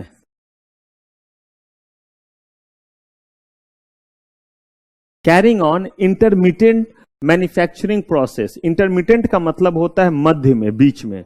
अगर कोई जो है वो पूरा का पूरा काम कर रहा हो या कोई ऐसा काम कर रहा हो जो उस काम के बीच में करना पड़े तो उसको क्या बोलते हैं? Intermediate work. अगर मान लीजिए कि वर्क कुछ बनाए जाने का है लेकिन वो तभी होगा जब आप पहले से कुछ बना करके सप्लाई करेंगे, तो that work is called as intermediate work. जैसे आपको बनाना है बॉटल, लेकिन बॉटल का एक पार्ट ढक्कन भी है, तो अगर जो है वो किसी जगह ढक्कन भी बनाया जा रहा है तो वो क्या माना जाएगा? Intermediate work. और वहां के भी जगह को फैक्ट्री में कंसीडर किया जाएगा। ये इसीलिए किया गया ताकि किसी भी तरीके से आप जो है वो लॉ के पर्पस को डिफीट ना कर सके और गेम ना दे सके। वरना कंपनी बोलेंगे कि चलो बॉटल बनाने की कंपनी है, वो बॉटल बनाने का जहां पे काम चल रहा है वहां पे 8 लोग काम कर रहे हैं और किस चीज का इस्तेमाल हो रहा है? पावर का इस्तेमाल हो रहा है। और दूसरी जगह क्या बना रहे हैं? बॉटल का ढक्कन। और ढक्कन नहीं बना रहे हैं बल्कि वो टोपी पहना रहे हैं। किसको? रेगुलेटरी बॉडी को। और वहां पे 4 लोग काम कर रहे हैं। इंटरमीडिएट वर्क हुआ या नहीं हुआ ढक्कन बनाना? सिर्फ ढक्कन बना करके उसमें पानी पीने के लिए बेचेंगे कि ले ढक्कन, इससे चुल्लू भर पी ले और मर जा। दवा थोड़ो पीना है कि आप एमएल और ढक्कन बना करके बेच रहे हो। डब्बे में ही तो लगेगा, बॉटल में ही तो लगेगा, तो उसको भी क्या माना जाएगा? फैक्ट्री। तो बोला गया चाहे सीजन में काम कीजिए, चाहे कोई आधा अधूरा वाला काम कीजिए जो किसी पूरे प्रोसेस का पार्ट हो, तो भी हम आपको क्या कंसीडर करेंगे? फैक्ट्री। ताकि आप किसी भी तरीके से रामदीन, राम खिलावन, बंसी, बिरजू, हरिया के साथ जाति। देखिए, लॉ बनाए जाने का पर्पस हमेशा ध्यान रखिए। देखिएगा, आज ही जब आपको बताऊंगा इंटरप्रिटेशन ऑफ एक्ट, तो उसमें सबसे बड़ी बात यही है कि एक्ट बनाए जाने का पर्पस क्या है, उन्हीं को तो प्रोटेक्ट करना है। तो इसीलिए वो चीज ध्यान रखेंगे। आइए, अब फैक्ट्रीज एक्ट के सारे प्रोविजंस हमें पढ़ने हैं। और प्रोविजंस का मतलब क्या है कि कहां कौन सा फैसिलिटी देना है। लेकिन कहा इसकी जिम्मेदारी किसके ऊपर? फैक्ट्रीज एक्ट के कंप्लायंसेस पूरे कराने की जिम्मेदारी किसके ऊपर? बोला गया कि जिसके ऊपर है उस शख्स का नाम दिया गया ऑक्यूपायर। मैंने नहीं दिया, मैं तुच्छ प्राणी, मैंने कोई एक्ट नहीं बनाया है, मैं बस एक्ट को आसान शब्दों में आपको बता रहा हूं। उसका नाम फैक्ट्रीज एक्ट ने क्या दिया? ऑक्यूपायर। कहा गया कि ऑक्यूपायर। तो कहा कि अगर जो है वो इंडिविजुअल ने फैक्ट्री बनाया तो इसका क्या मतलब है? मान लीजिए कि एक बार और नाम बोलिए तो याद रह जाएगा। हाँ, अर्पिता मिश्रा। ठीक है, तो मिश्रा बंधु में से एक अर्पिता। अब जो है वो इन्होंने जो है वो क्या किया? मालदार असामी, खूब इनके पास पैसा, बोरे में भर भर के, सोफे में छिपा छिपा करके, इनके पास खूब पैसा। इन्होंने अपने पैसे से अकेले जो है वो क्या कर लिया? अकेले जो है वो एक फैक्ट्री स्टैब्लिश कर ली। पॉसिबल? इंडिविजुअल हैं, प्रोप्राइटरशिप बेसिस पे अपना एक फैक्ट्री स्टैब्लिश किया जहां पे चेयर बना रहे हैं। राइट? तो ऐसे केस में बताइए, फैक्ट्री जो है वो इंडिविजुअल चला रहे हैं या नहीं चला रहे हैं? कहा गया कि इस केस में कौन कहलाएगा ऑक्यूपायर? तो बोला who has ultimate control over the affairs of the over the affairs of factory. का मतलब क्या हो गया? वहां पे किसके बीच में किस तरह का ताक झांक हो रहा है, वो अफेयर। बोला गया नहीं, वहां पे जितने भी काम हो रहे हैं उन सारे कामों का कंट्रोल किनके ऊपर है? अर्पिता के ऊपर है। यानी कि ये मालिक हो गए, तो इन्हीं को किस नाम से पुकारेंगे? ऑक्यूपायर। अगर इंडिविजुअल ने फैक्ट्री खोला तो अब देखिए, अकेले जो है वो अर्पिता जो है वो देखते हैं कि पैसे तो हैं, विथ ऑल ड्यू रेस्पेक्ट बहुत पैसे इनके पास, लेकिन मान लीजिए कि कहीं पैसे थोड़े कम पड़ गए। फैक्ट्री लगाने के लिए 50 करोड़ की जरूरत थी, 25 इनके पास था। इन्होंने जो है वो पूछा श्रुति, साक्षी से बोला कि चल, कितना अच्छा सर, हमें मिश्रा बंधु बोलते हैं तो हम पार्टनरशिप में मिश्रा बंधु बन ही जाते हैं। और क्या करते हैं? पार्टनरशिप में जो है वो एक फैक्ट्री बनाते हैं और वो फैक्ट्री क्या प्रोड्यूस करेगा? चेयर, कुर्सी बनाएगा, जैसे नीलकमल और सेलो कंपनी बना रही वैसे। अब ये दोनों मिल गए और इन्होंने जो है वो फर्म का नाम रखा मिश्रा बंधु एंड एसोसिएट या मिश्रा बंधु एंड कंपनी, कुछ भी रखा, और ये बन गया आपका पार्टनरशिप फर्म। ऐसे केस में जो है वो कौन ऑक्यूपायर कहलाएंगे? दोनों के दोनों पार्टनर, यानी अर्पिता मिश्रा भी और साक्षी मिश्रा भी। ये दोनों क्या कहलाएंगे? ये दोनों कहलाएंगे आपके ऑक्यूपायर। क्लियर है? ठीक है। अब जो है वो इन लोगों ने क्या सोचा कि ऐसे मजा नहीं आ रहा है, नाम के आगे डायरेक्टर वगैरह लगता, चैम्बर के आगे में लिखते डायरेक्टर, कोई पूछता तो विजिटिंग कार्ड डायरेक्टर देश। तो दोनों मिले और साथ में इन्होंने जो है वो भक्ति भावना से ओतप्रोत सावित्री को अपने साथ शामिल कर लिया और बोला कि चल तीनों मिल करके जो है वो क्या करते हैं, कंपनी बनाते हैं। तीनों मिल गए, तीनों ने पैसे लगाए और तीनों जो है वो डायरेक्टर बन गए। तो यही तीन लोग काम नहीं करेंगे। उसके बाद इन्होंने इंप्लॉय में लविश को रख लिया, ये इंप्लॉय हो गए, मैनेजर रख लिया, कशक हो गए, मिताली हो गया, ये सब इनके यहां क्या करने लगे, काम करने लगे। सबको अलग अलग डेजिग्नेशन पे रखा, कोई इंजीनियर होगा, कोई मैनेजर होगा, कोई एचआर मैनेजर होगा, ऐसे ही तो होगा। अब सुनिए, कहा गया कि इस केस में ऑक्यूपायर कौन होंगे। तो मुझे एक चीज बताइए, जिनको इन्होंने इंप्लॉय रखा है, बड़े ध्यान से आप सुनिएगा, यहां पे सबसे ज्यादा केस लॉ पूछा जाता है। जिनको इन्होंने इंप्लॉय रखा है वो इनके कहने पे काम करेंगे, अपनी मर्जी से करेंगे, डायरेक्टर की मर्जी से करेंगे तभी टिक पाएंगे। अब ऐसे केस में कहा गया कि ऑक्यूपायर कौन कहलाएंगे। कहा कि जो सीईओ है कंपनी के वो कहलाएंगे, जो है वो कंपनी के मैनेजर प्रोडक्शन है वो कहलाएंगे। फैक्ट्री में तो मैनेजर प्रोडक्शन सबसे बड़ा हो गया। बोला नहीं, उनकी डायरेक्टर चलने कहां देते हैं, होता तो वही है जो कौन चाहते हैं, डायरेक्टर चाहते हैं। तो कहा गया कि अगर कंपनी का मामला है तो कोई भी employ, not a single employ, doesn't matter what is the hierarchy of that employ, that person shall not be considered as occupier. Only and only who? Only the director shall be considered as employee in case of what? Company. तो याद रखिए, यही तीन हमने main तरीका देखना है।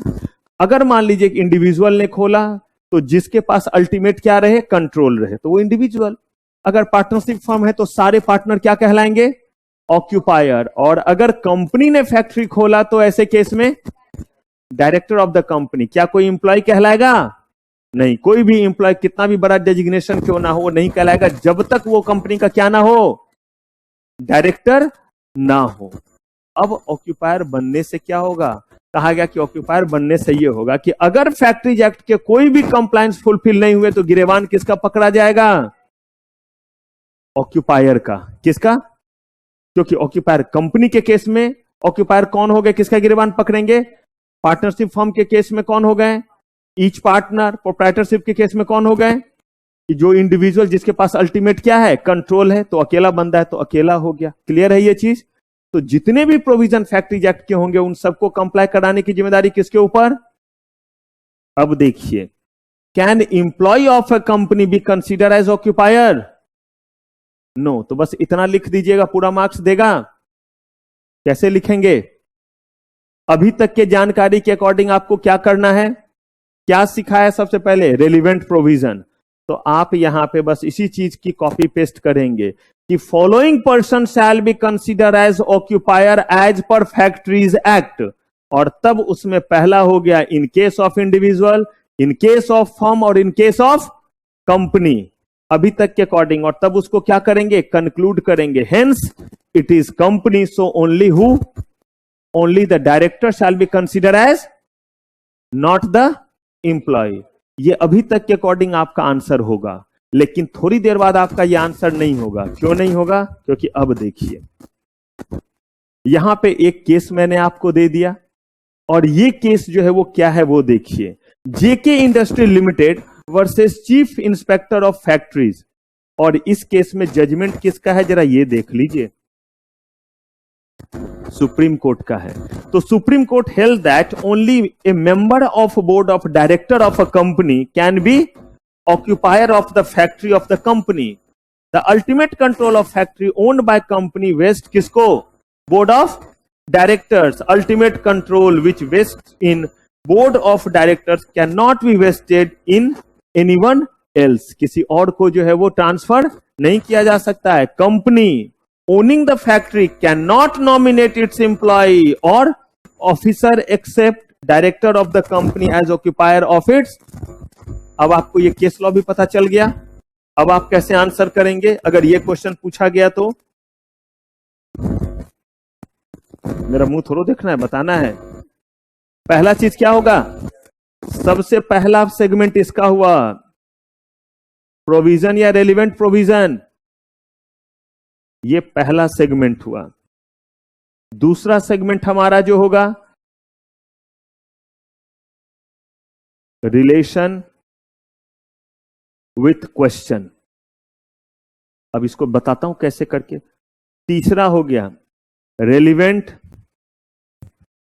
Case law और फोर्थ हो गया कंक्लूजन। केस लॉ को ऐसे लिखा जाता है। तो अब यहां पे रेलिवेंट प्रोविजन क्या हुआ? यही हुआ रेलिवेंट प्रोविजन। और इसमें क्या शुरुआत करेंगे? Following as per factories act following person shall be consider as what?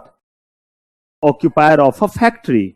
और तब लिखेंगे first in case of individual who has ultimate control, in case of firm all the partner, in case of company only the director of the company. रुक जाइए, लिख दिया ये। अब आइए सेकेंड पार्ट क्या है? Relation with. क्या मतलब हुआ इसका? यहां पे क्या रिलेशन विथ क्वेश्चन? आपके क्वेश्चन में क्या पूछा गया मुझे बताइए? इंडिविजुअल है, पार्टनरशिप फर्म है, कंपनी है।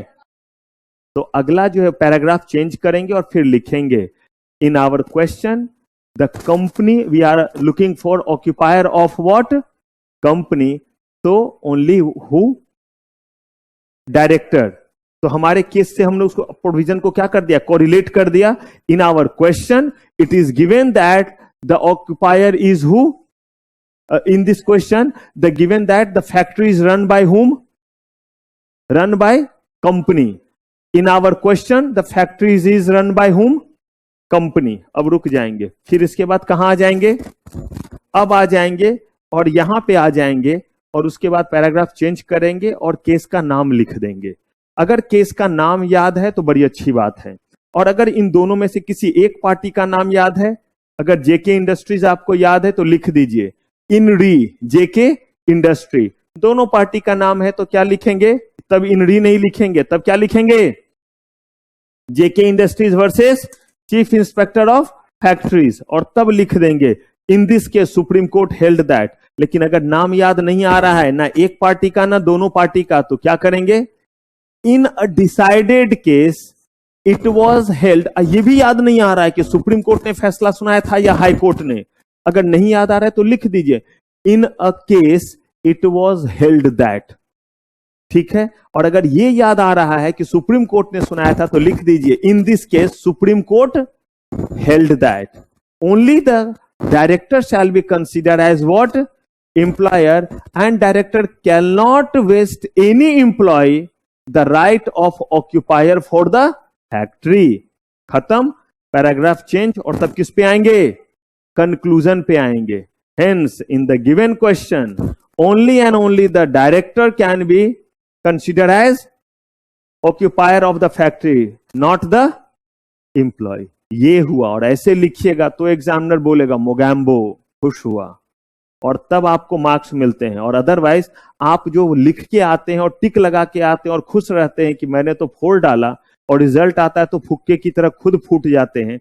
उसके पीछे वजह है कि क्या आप केस लॉ को इसी तरीके से लिखते हैं? क्योंकि इंस्टीट्यूट का पैरामीटर तो सेट है, उसे आंसर ऐसे ही चाहिए, चारों बातें होनी चाहिए, जिसमें से 3 बात तो जरूर होना चाहिए, प्रोविजन, केस लॉ और कंक्लूजन। और केस लॉ में मैंने साफ बोला केस का नाम नहीं आता है तो कोई बात नहीं है, कैसे करके लिख दीजिए in a decided case it was held that. और थोड़ा अक्ल लगाइएगा तो हमेशा आप ये बात लिख सकते हैं। जितना भी क्वेश्चन आपसे एग्जाम में पूछा जाएगा कहीं ना कहीं उसके अकॉर्डिंग ऑलरेडी जजमेंट क्या हुआ होगा? आया ही हुआ होगा, तभी तो आपसे क्वेश्चन पूछा जा रहा है। तो आप भी ना केस का नाम लिखिए और ना ही डिसाइडेड बाय विच कोर्ट, ना हाई कोर्ट लिखिए ना सुप्रीम कोर्ट अगर ध्यान नहीं है, लेकिन इतना तो लिख ही सकते हैं in a decided case it was held that if a factory is run by the company then only the director. मतलब दिमाग लगाइए, किडनी लगाइए, और जो प्रोविजन है उसी को किस में बदल दीजिए? केस लॉ में, और उसके बाद उसको कंक्लूड कर दीजिए। क्लियर है? यहां पे देखिए और क्वेश्चन कौन सा है? Kanpur Suraksha Karmachari union versus union of India. Employ working in canteen in industrial establishment run by managing committee are not employee of managing committee but are employee of whom? Occupier। अब देखिए ये क्या हो रहा है, एक फैक्ट्री है, उस फैक्ट्री में लोग काम करते हैं, लेकिन उसी फैक्ट्री में लोग जो काम करते हैं उनके खाने पीने के लिए जो है वो फैक्ट्री के बगल में ही, फैक्ट्री प्रेमाइसेस में ही एक कैंटीन बनाया गया, और वो कैंटीन जो है वो किसी को कॉन्ट्रैक्ट पे दिया गया, किसी को कॉन्ट्रैक्ट पे दिया गया।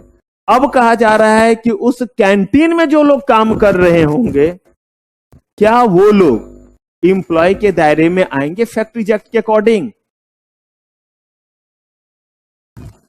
अगर सोचिए, अगर हां या ना के लिए दोनों चीज में सोचिए। अगर ना है तो इस केस में उन लोगों को तो फैक्ट्री एक्ट के प्रोविजन नहीं मिलेंगे, क्योंकि वो तो ईटिंग वाले में आ गए। तो कहा गया ऐसे केस में कहा गया कि वहां भी जो लोग काम कर रहे हैं उनको भी सारा फैसिलिटी मिलना चाहिए या नहीं मिलना चाहिए। तो उन्होंने कहा कि वो कॉन्ट्रैक्टर का एम्प्लॉय नहीं मान करके फैक्ट्री एक्ट उसको किसका एम्प्लॉय मानेगा? वो उसका मानेगा किसका? इसका मतलब वो फैक्ट्री का ही एम्प्लॉय माना जाएगा, सिर्फ और सिर्फ किस चीज के लिए? फैक्ट्रीज एक्ट के प्रोविजंस मिले इसके लिए। पैसे तो उसे जो देना है वो देता रहेगा, लेकिन वहां भी जो लोग काम कर रहे हैं उसको हम वही फैसिलिटी दे जो किसको देंगे? जो फैक्ट्री में काम कर रहे हैं। इसलिए बोला कि ये भी माने जाएंगे कि किसके एम्प्लॉय हैं? ऑक्यूपायर के। जैसे जो है वो फैक्ट्री के एम्प्लॉय किसके ऑक्यूपायर हो गए, किसके जो एम्प्लॉय हो गए? ऑक्यूपायर के। वैसे ही जो वहां पे काम कर रहे हैं, कौन? कैंटीन में काम कर रहे, जो कैंटीन मैनेजिंग कमिटी चला रही है। तो कहा गया कि मैनेजिंग कमिटी कोई नहीं, मैनेजिंग कमिटी क्या हुआ? मैनेजिंग कमिटी तो जो है वो ऑक्यूपायर के तरफ से ही तो रखा हुआ बंदा है। जानबूझ करके मैनेजिंग कमिटी चला रही, इसलिए कर दिया ताकि ऑक्यूपायर के अंडर में नहीं है, और ऑक्यूपायर के अंडर में नहीं आएगा तो उसके ऊपर फैक्ट्री एक्ट के प्रोविजन एप्लीकेबल नहीं होंगे। तो बोला गया ऐसे जो है वो गेम देने से काम नहीं चलेगा, वो कोई मैनेजिंग कमिटी के नहीं, किसके एम्प्लॉय माने जाएंगे?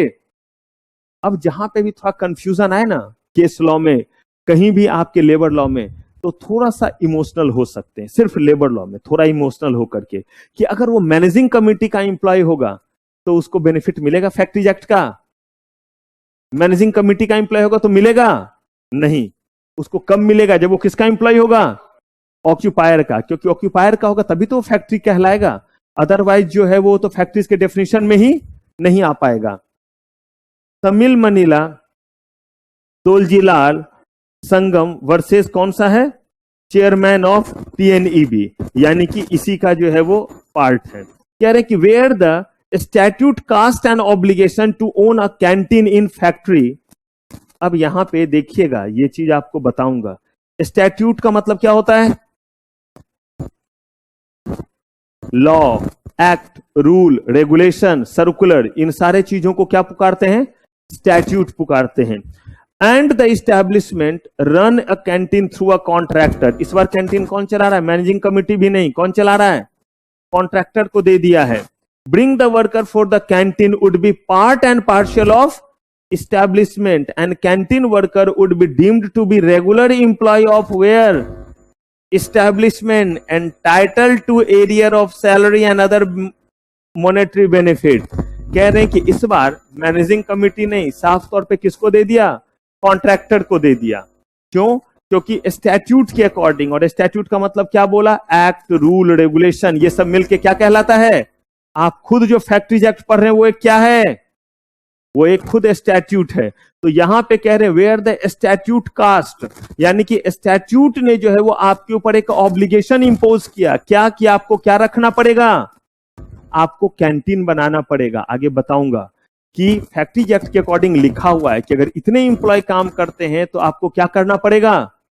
अगर इतने इंप्लॉय काम करते हैं तो आपको एक फैक्ट्री अपने प्रीमाइसेस में रखना पड़ेगा। यही सारे प्रोविजन आगे दिए हुए हैं। तो कहा कि उसके अकॉर्डिंग आपको एक क्या बनाना था? फैक्ट्री, एक कैंटीन। कैंटीन आपने नहीं बनाया, जबकि लॉ के अकॉर्डिंग क्या करना था? आपको एक कैंटीन भी रखना था। तो आपके इस काम को आसान करने के लिए हमने परमिशन दे दिया कि कैंटीन कौन चलाए? कॉन्ट्रैक्टर। कहा कि ये आपके सुविधा के लिए दिया, तो इसका मतलब ये थोड़ा ना है कि जो लोग कैंटीन के एम्प्लॉय होंगे वो आपके एम्प्लॉय नहीं होंगे। अगर कॉन्ट्रैक्टर नहीं चलाता तो एज पर लॉ अगर आपको फैक्ट्री चलाना था तो कैंटीन चलाना पड़ता या नहीं? क्योंकि लॉ में लिखा हुआ है कि जैसे ही इतने नंबर से ज्यादा लोग काम करेंगे, कंपलसरी है कि वहां क्या होना चाहिए। अभी आपको बताऊंगा कितने लोगों के होने पे एम्बुलेंस होना चाहिए, कितने लोगों के होने पे रेस्ट रूम होना चाहिए, सब दिया हुआ है। तो लॉ के द्वारा यही लिखा हुआ है स्टैट्यूट। लॉ ने आप पे क्या इंपोज किया था कि आपको क्या रखना पड़ेगा? कैंटीन। थोड़ा लिबर्टी दिया या नहीं दिया हमने? बोला चलो आप नहीं तो किसको रख लो, कॉन्ट्रैक्टर ही कैंटीन रख दे तो क्या होगा, चलेगा। लेकिन उस केस में जो भी एम्प्लॉय है वो किसके एम्प्लॉय माने जाएंगे? फैक्ट्री के ही जो है वो क्या माने जाएंगे, एम्प्लॉय। वो जितने भी एम्प्लॉय कॉन्ट्रैक्टर का है वो कॉन्ट्रैक्टर का नहीं बल्कि किसका एम्प्लॉय हो गया, उसी एस्टेब्लिशमेंट उस फैक्ट्री का हो गया, ताकि उसको भी सारा प्रोविजन किसका मिल सके। और कहा कि जितने भी एरियर बेनिफिट सब होते हैं उसको वैसे ही फायदा मिलेगा जैसे उस प्रीमाइसेस में काम करने वाले फैक्ट्री के किसको मिलते हैं, एम्प्लॉयज को मिलता है। चलिए डन है सबका।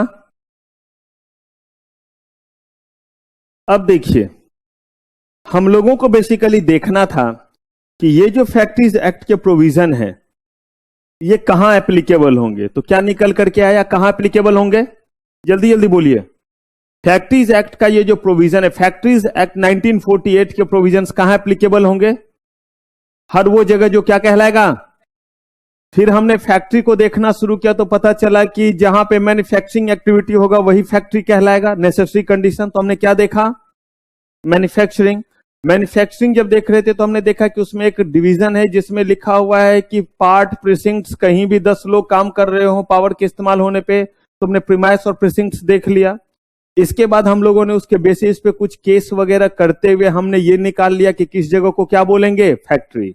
जब हमने ये तय कर लिया कि अब सारे परमुटेशन कॉम्बिनेशन लगा के देख लिया और कह दिया कि चाहे किसी भी तरह का क्वेश्चन क्यों ना पूछा जाए हम ये डिटरमाइन कर लेंगे कि ये जगह फैक्ट्री है या नहीं है। कहा गया जब ये तय हो गया कि हमने फैक्ट्री जान लिया तो अब कहा गया कि इस फैक्ट्रीज के एक्ट में जितने प्रोविजन दिए हुए हैं इसको फुलफिल करने की जिम्मेदारी किसके ऊपर, तो बोला गया कि ये ऑक्यूपायर के ऊपर। किसके ऊपर, और कहा गया कि ऑक्यूपायर किसको कहेंगे, तो बोला गया कि इंडिविजुअल के केस में जो वो बंदा इंडिविजुअल है वो, पार्टनरशिप के केस में सारे पार्टनर, और कंपनी के केस में सारे डायरेक्टर, कोई भी इंप्लॉय कंसीडर नहीं होगा। कहा गया कि ठीक है, अगर कहीं फैक्ट्रीज एक्ट के तहत कोई फैक्ट्री बना है और वहां पे कंप्लायंसेस पूरे हो रहे हैं या नहीं, जो प्रोविजन में आगे पढ़ने वाले हैं वो प्रोविजंस कंप्लाई कराए जा रहे हैं या नहीं कराए जा रहे हैं, जिसकी जिम्मेदारी ऑक्यूपायर के ऊपर दे दिया।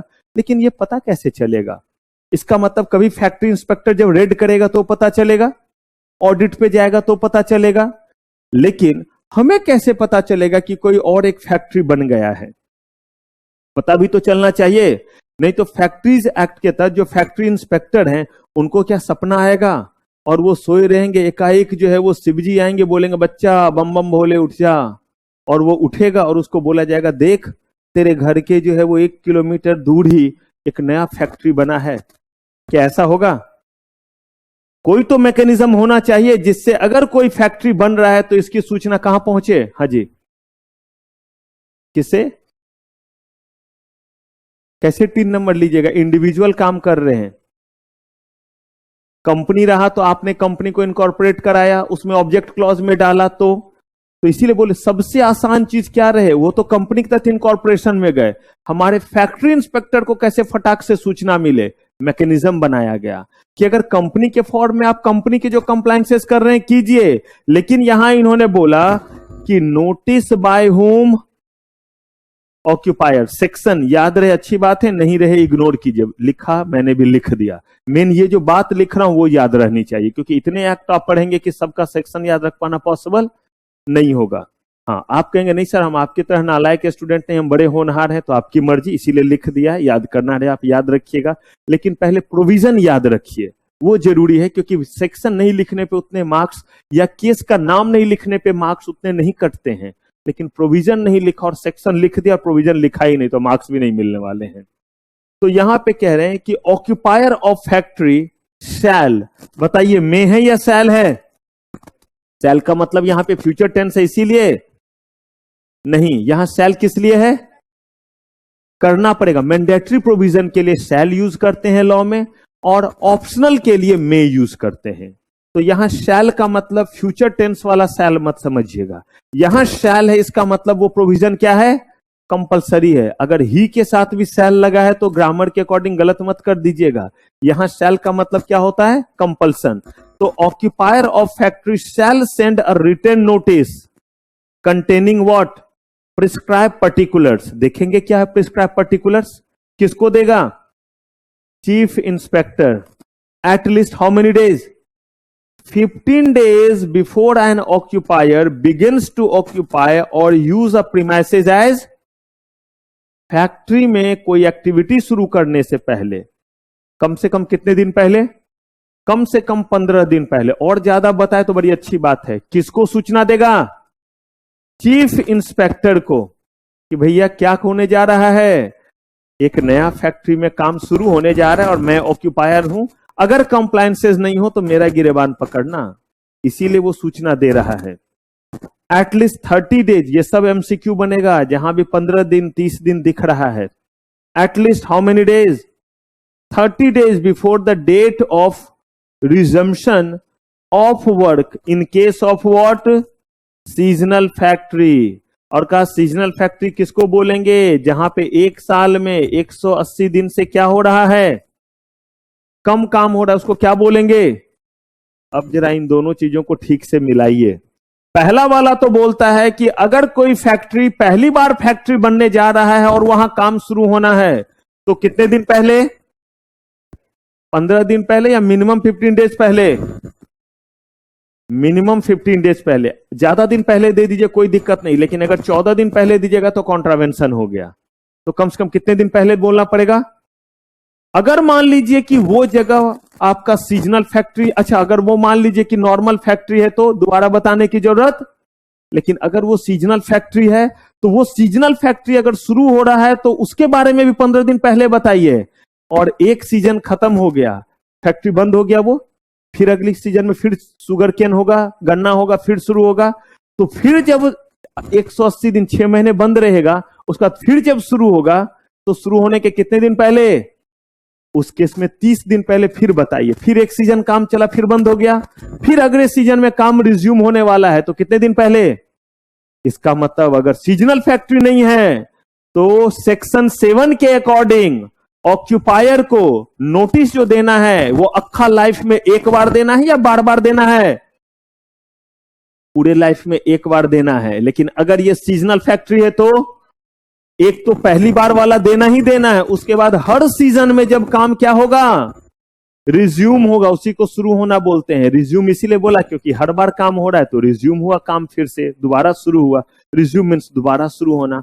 तो हर बार कितने दिन पहले बताना पड़ेगा? तब हर बार 30 डेज पहले। और जब पहली बार जो है वो सीजनल फैक्ट्री में काम शुरू हो रहा है तो कितने दिन पहले? 15 दिन पहले। क्लियर है? ये याद रखिएगा, केस लॉ जैसा बना करके दे देगा। और मेरे जैसा बंदा रहा तो ऐसे ही ऐसे जगहों पे केस लॉ बनाएगा, सीधा सीधा क्वेश्चन नहीं पूछेगा। तो इसीलिए एकदम ध्यान से समझिए, किसी भी तरह का फैक्ट्री हो उसकी शुरुआत जब पहली बार होगी तो कितने दिन पहले? चाहे वो सीजनल हो चाहे फुल सीजन वाला हो, कोई फर्क नहीं पड़ता, फुल फ्लेज हो या सीजनल हो। लेकिन अगर फुल फ्लेज है तो दोबारा अब नोटिस की जरूरत, लेकिन अगर सीजनल है तो हर सीजन में काम शुरू होने के कितने दिन पहले? 30 डेज पहले। क्लियर है ये बात? चलिए, whenever a new manager is appointed, the occupier shall send to the inspector a written notice and chief inspector a copy within how many days? Occupier जो है वो मैनेजर अपॉइंट करता है कि मेरे बदले में सारे काम की जिम्मेदारी इसके ऊपर है। और अगर ऐसा है तो इस केस में कम से कम कितने दिन पहले बताएगा? किसको? Chief inspector of factory. किस लिए बताएगा? क्योंकि अगर कहीं कुछ ऊंच नीच हो तो गिरेबान इसका भी हाजिर है। इसीलिए उसको क्या नाम से पुकारा गया? मैनेजर। बताएंगे तब ना वो उसके नाम से नोटिस भेजेगा। कि देखते हैं कंपनी में, आप देखिए आपको पढ़ाया जाएगा, when a company secretary shall be appointed, form 32 file किया जाता है। ऐसा इसीलिए फाइल किया जाता है कि कल को अगर कंपनी में कुछ गड़बड़ घोटाला हो तो ये हमारे होनहार जो है वो कंपनी सेक्रेटरी है और इनका फॉर्म हमने फाइल किया, उन्होंने अपना कंसेंट दिया है, इनसे पूछो कि क्यों नॉन कंप्लायंस हुआ। सीएस पढ़ते वक्त जो है वो रट्टा मार के पढ़ा था या समझ के पढ़ा था? कॉरेस्पॉन्डेंस इनसे करो। ठीक वैसे ही जो है वो यहाँ पे आपने किसको अपॉइंट किया है? मैनेजर। तो मैनेजर को अपॉइंट किया है तो ऑक्यूपायर मैनेजर दोनों अकाउंटेबल है, तो आप इसकी सूचना किसको दे दीजिए? लेकिन कम से कम कितने दिन पहले? कह रहे हैं कि with in how many days, यानी 7 दिन से ज्यादा नहीं होना चाहिए। किस चीज से 7 दिन? मैनेजर का अपॉइंटमेंट किया उसके कितने दिनों के भीतर? उससे ज्यादा दिन लेट लेट हुआ तो फिर क्या हुआ, कॉन्ट्रावेंशन, मिलेगा आपको ढेर सारा जो है लड्डू पेड़ा, यानी कि पेनल्टी, जो भी फाइन प्रोविजन है। Where no such person is found, अगर आपने कोई मैनेजर अपॉइंट नहीं किया तो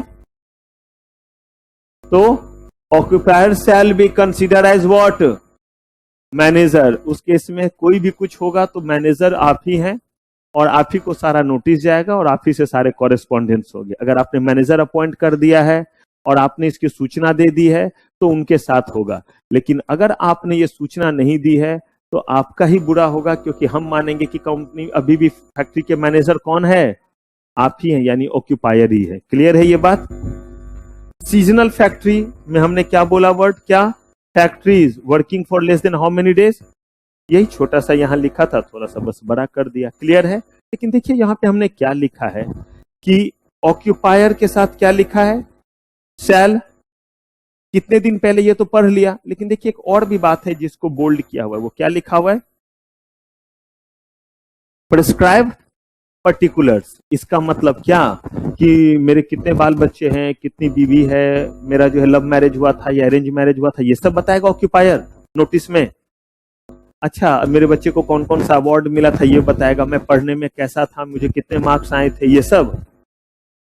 कहीं ना कहीं कुछ ऐसा इंफॉर्मेशन है जो किससे रिलेटेड है, तो फैक्ट्री से रिलेटेड क्या इंफॉर्मेशन दे। अगर मान लीजिए अगर कोई जो है वो गाइडलाइन नहीं दिया, तो मैं अगर ऑक्यूपायर हूं, जेन्युइनली समझिए कि मेरा इंटेंशन कुछ बुरा नहीं है, लेकिन मुझे बोला गया बस नोटिस दे दे, तो मैं ये तो बोल दूंगा कि मैं एक फैक्ट्री बना रहा हूं, लेकिन हो सकता है मैं क्या बता रहा हूं कि मेरा फैक्ट्री जो है वो इतने एरिया में फैला हुआ है। पता है आपको इस फैक्ट्री के लिए मैंने कितना मेहनत किया है, बचपन से मेरा सपना था कि मेरा एक फैक्ट्री होगा, उस फैक्ट्री में ये चीज बनाए जाएंगे और मैं वहां पे मन लगा के काम करूंगा, अपने देश की सेवा करूंगा, लोगों को सस्ते दरों पे।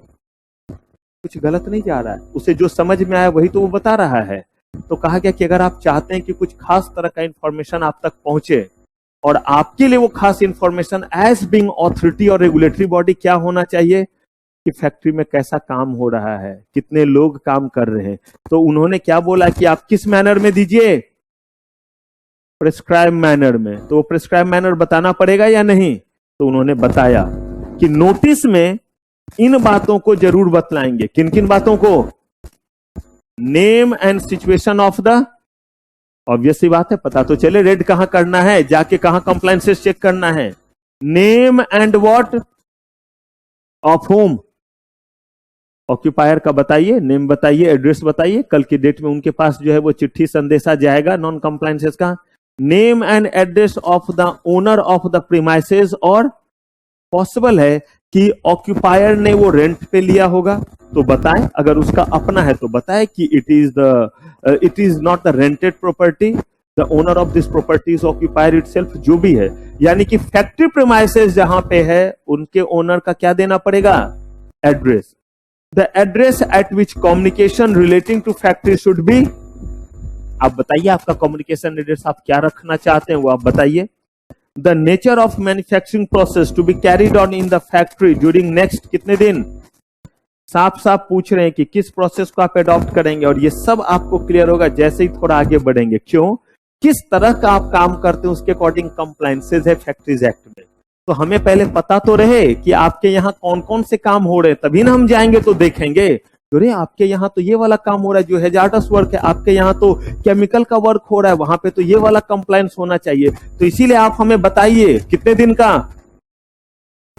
हो सकता है कल के डेट में और काम आप करने लगे, लेकिन अभी कम से कम कितने महीने का बताइए, 12 मंथ्स का। लेकिन 6 महीने बाद ही कोई और प्रोसेस करने लगे तो एक तो पहले उसके लिए परमिशन लेना पड़ता है, और फिर वो भी आप इन कराएंगे कि पहले हमने आपको बताया था कि ये काम, अब हमने एक और प्रोडक्ट बनाना क्या कर दिया है, शुरू कर दिया है।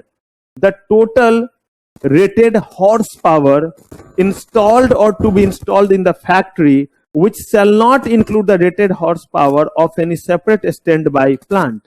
अब ये हॉर्स पावर का मतलब क्या हो, कितने घोड़े वहां पे बंधे हैं। पावर को जो है जिस यूनिट में माना जाता है उसको हॉर्स पावर बोलते हैं। जैसे आप सुनते होंगे कि इस जो है वो कार में इतना हॉर्स पावर का इंजन है, और हॉर्स पावर का मतलब वही होता है कि एक घोड़ा कितने ताकत से चीजों को खींचता है, उसी कन्वेंशन से हॉर्स पावर बना, ये यूनिट है। तो इसका मतलब जो मशीन चलते हैं उस मशीन की समझिए आसान शब्दों में कैपेसिटी कितनी है।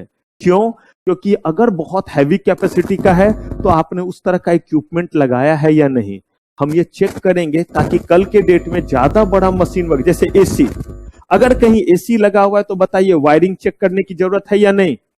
नॉर्मल पंखे और लाइट चला रहे तो ज्यादा जो है वो बड़े जो है वो ज्यादा गेज वाले वायर की जरूरत है।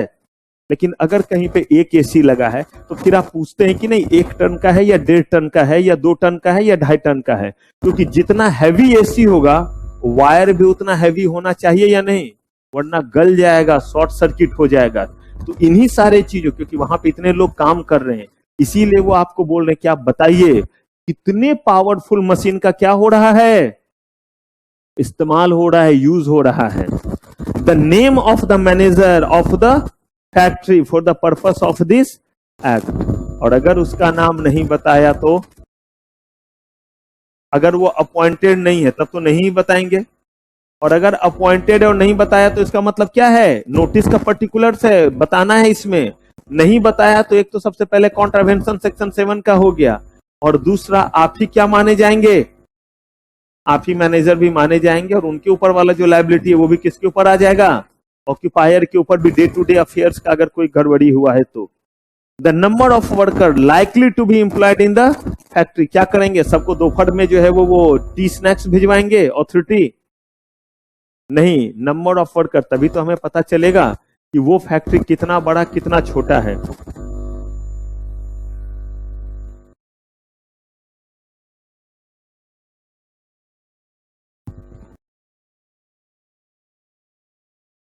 वो फैक्ट्री कितना बड़ा और कितना छोटा है, ये इसीलिए क्योंकि आने वाले समय में आप देखिएगा, बहुत ध्यान से सुनिए, अगर इतने लोग काम कर रहे हैं 100 लोग तो ये वाला प्रोविजन, अगर 200 काम कर रहे हैं तो ये प्रोविजन, अगर इतने लोग काम, मतलब नंबर ऑफ पर्सन एम्प्लॉयड के बेसिस पे प्रोविजन अलग अलग तरह के हैं। तो अगर हम कल के डेट में ये चेक करने के लिए जाएंगे कि सारे कंप्लायंस फुलफिल हो रहे हैं या नहीं हो रहे, तो हमें पहले पता तो होना चाहिए। क्योंकि अगर मान लीजिए कि कहीं पे 200 लोग हैं तो एक खास कंप्लायंस करना है, लेकिन 100 लोग हैं तो वो वाला कंप्लायंस नहीं करना है, तो वहां पे कंप्लायंस हो रहा है या नॉन कंप्लायंस हो रहा है, इसके लिए तो सबसे पहले मुझे ये जानना पड़ेगा कि वहां पे कितने लोग क्या करते हैं, काम करते हैं। तो इसीलिए बोला कि वहां पे जितने लोग काम करते हैं क्या आप कीजिए, आप बताइए। इसलिए लाइकली वर्ड यूज किया क्योंकि अभी तो आप स्टार्ट करने जा रहे हैं ना, तो एग्जैक्ट तो आप नहीं बता पाइएगा, लेकिन अंदाजा तो होगा कि इतना बड़ा मशीन रख रहे हैं कि एक 12 महीने तक आप काम करने वाले हैं, 12 महीने तक काम करने वाले हैं। तो ऐसे केस में जो है वो आपको जो है वो किस किस तरह का जो है वो क्या करना पड़ेगा, कंप्लायंस जो है वो पूरा करना पड़ेगा। सच अदर पर्टिकुलर्स एज में बी प्रेस्क्राइब, ये वर्ड क्यों इस्तेमाल किया गया है, सच अदर पर्टिकुलर्स एज में बी प्रेस्क्राइब? देखिए ये लॉ में रूल है, अगर हमने जो है वो इसको एग्जॉस्टिव बना दिया तो और इसमें कुछ डाल नहीं सकते हैं। अगर ये इंक्लूसिव इन नेचर रहेगा तो इसका मतलब क्या हुआ कि बदलते समय के साथ अगर कोई और भी प्रोविजन हम डालना चाहें तो यहां पे क्या कर सकते हैं, ऐड कर सकते हैं। इसका मतलब ये लिस्ट जो है वो आपका एग्जॉस्टिव नहीं बल्कि क्या है, इंक्लूसिव। भविष्य में अगर ऑथोरिटी को लगा तो आपको एक कोई दूसरा चीज भी और बोल सकते हैं जो नोटिस में आपको क्या करना रहेगा, भेजना रहेगा। तो देखिए ये नोटिस कौन भेजेगा, कौन भेजेगा, ऑक्यूपायर भेजेगा। और ऑक्यूपायर जो ये नोटिस भेजेगा इसमें जो है वो कहा गया कि जितने भी तरह का जो है वो एस्पेक्ट आपको पर्टिकुलर्स में दिया गया वो सब आपको क्या करना पड़ेगा, लिखना पड़ेगा।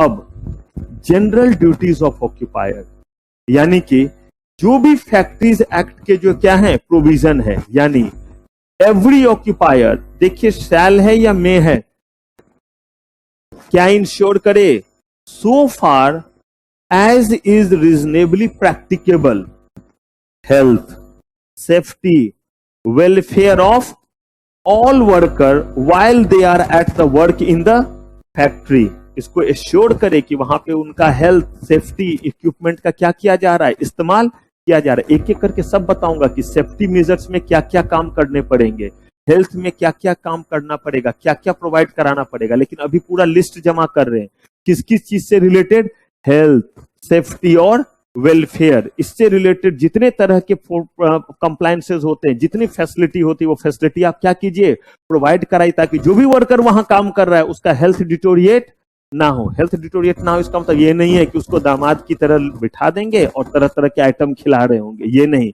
इसका मतलब बस ये हुआ कि ऐसे जगह पे काम करा रहे हैं और अगर कहीं रेडिएशन निकल रहा है तो उनको मास्क दीजिए, ताकि मास्क लगा के वहां पे वो क्या करे, काम करे, ताकि हेल्थ को नुकसान ना हो।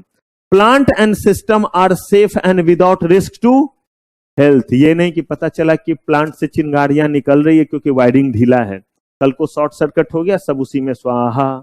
तो इन सारे चीजों को आप चेक कीजिए, इंश्योर कीजिए सेफ्टी और किस चीज को, absence of risk to health in connection with use, handling, storage and transport of article and, चाहे वो स्टोरेज हो, चाहे ट्रांसपोर्टेशन हो, चाहे फैक्ट्री के भीतर हो, जो भी चीज कनेक्टेड है आपके उस फैक्ट्री के वर्क से, उसमें कहीं भी कोई भी ऐसा जगह नहीं हो जिस जगह में किसी लैप्सेस से या किसी भी तरह के चीज से किसी का हेल्थ और सेफ्टी किस चीज पे लगे, दांव पे लगे।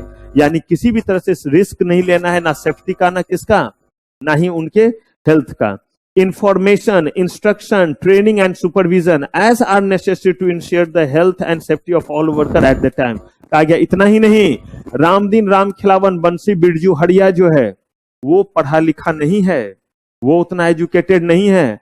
आप जो है वो इंतजाम कीजिए किस चीज का, प्रॉपर ट्रेनिंग का, और उनको बताइए कि देखिए आप यहाँ पे जो काम कर रहे हैं यहाँ पे हाई इलेक्ट्रिसिटी जोन है या ये हाई मैग्नेटिक जोन है, जब भी आए इसी तरह का कपड़ा पहन करके आए, वरना आपके शरीर पे अगर एक्सपोजर होगा तो वो अच्छा नहीं है। यहाँ पे रेडिएशन हो रहा है, बॉडी को नुकसान करेगा, उसको कहाँ ये सब पता है।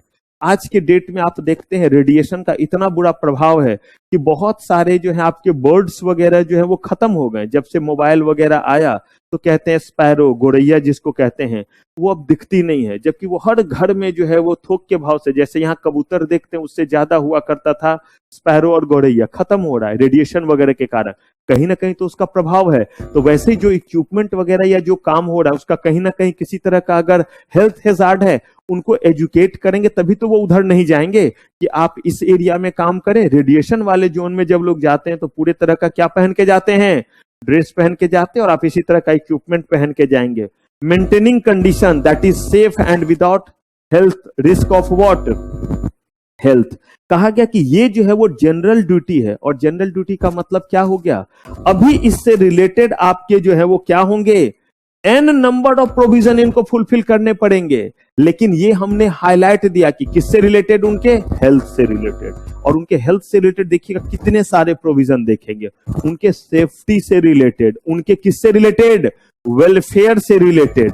तो ये सारा का सारा ड्यूटी किसके ऊपर, ऑक्यूपायर के ऊपर। अभी प्रोविजन नहीं शुरू हुआ है, यहां से प्रोविजन का दौर शुरू होगा। कौन सा, सेफ्टी मेजर्स के तहत कौन कौन सा प्रोविजन फुलफिल करना है, हेल्थ के तहत कौन कौन सा प्रोविजन क्या करना है, फुलफिल करना है, करेंगे बात। तो फिलहाल हम लोगों ने किसका डेफिनेशन देख लिया, फैक्ट्री का देखा। फैक्ट्री का डेफिनेशन देखने के बाद हम ऑक्यूपायर का, मैन्युफैक्चरिंग का डेफिनेशन देखें, ऑक्यूपायर का डेफिनेशन देखें, और कहा गया कि ऑक्यूपायर की जिम्मेदारी है कि सारे चीज वहां पे क्या करें, फुलफिल कराएं। और उसी में आता है कि सबसे पहले ऑक्यूपायर की जिम्मेदारी है कि जैसे ही फैक्ट्री बने वैसे ही क्या करें, नोटिस दें। तो चलिए नोटिस क्या दें और नोटिस में कौन कौन सी बातों को बताएं, फटाक से इसको कॉपी कीजिए, फिर बात करेंगे।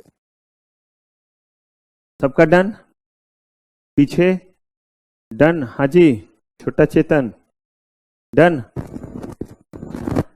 आइए, हमने फैक्ट्री के बारे में पढ़ना शुरू किया कि फैक्ट्रीज एक्ट का पर्पस क्या है, कि फैक्ट्री में जो भी लोग क्या कर रहे हो, जो भी लोग काम कर रहे हो, उनको एक ह्यूमन कंडीशन मिले जहां पे वो क्या कर सके, काम कर सके। तो इसके लिए हमने बनाया फैक्ट्रीज एक्ट और कहा फैक्ट्रीज एक्ट के सारे रूल रेगुलेशन को कंप्लाई करने की जो है वो जिम्मेदारी जो है वो बेसिकली तब होगी जब कोई जगह क्या कहलाएगा, फैक्ट्री।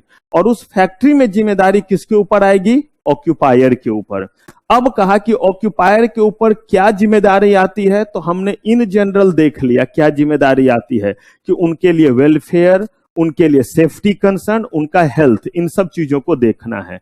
अब इसी की बारी आ गई है कि डिस्क्राइब करके जानने की कि अगर कोई कहीं काम कर रहा हो तो वेलफेयर में क्या क्या फैसिलिटी उसे मिलेगी, कितने दिनों पे जो है पेंटिंग वगैरह होना चाहिए, कैसे जो है वो वहां से वेस्टेज जो है वो थ्रो किए जाएंगे, कितने देर काम कराया जाए, कितने देर काम कराने के बाद कितने देर का रेस्ट दिया जाए, एक स्ट्रेच में कितने देर काम लिया जाए, कितने देर ओवर टाइम कराया जाए, ओवर टाइम का मतलब क्या रहेगा, ओवर टाइम का पेमेंट किस अकॉर्डिंग मिलेगा, अगर किसी को छुट्टी के दिन काम कराया गया तो वैसे केस में फिर उसे जो है वो कंपलसरी ऑफ जो है कितने दिन के भीतर दिया जाएगा, और अगर कहीं पे एक खास नंबर से ज्यादा लोग काम कर रहे हैं तो कौन कौन सा एडिशनल फैसिलिटी उन्हें दिया जाएगा, अगर वुमेन वर्कर इतने से ज्यादा काम कर रहे हैं तो वहां पे उनके लिए क्या स्पेशल इंतजाम कर दिया जाएगा, अगर राम दिन, राम खिलावन और इन लोगों के साथ और भी वहां पे राम दुलारी, राम प्यारी ये लोग भी काम कर रहे हैं तो उनके केसेस में क्या उनके बच्चों को रखने वगैरह के लिए क्रेच वगैरह का इंतजाम होगा, उनको देखने के लिए लोग होंगे।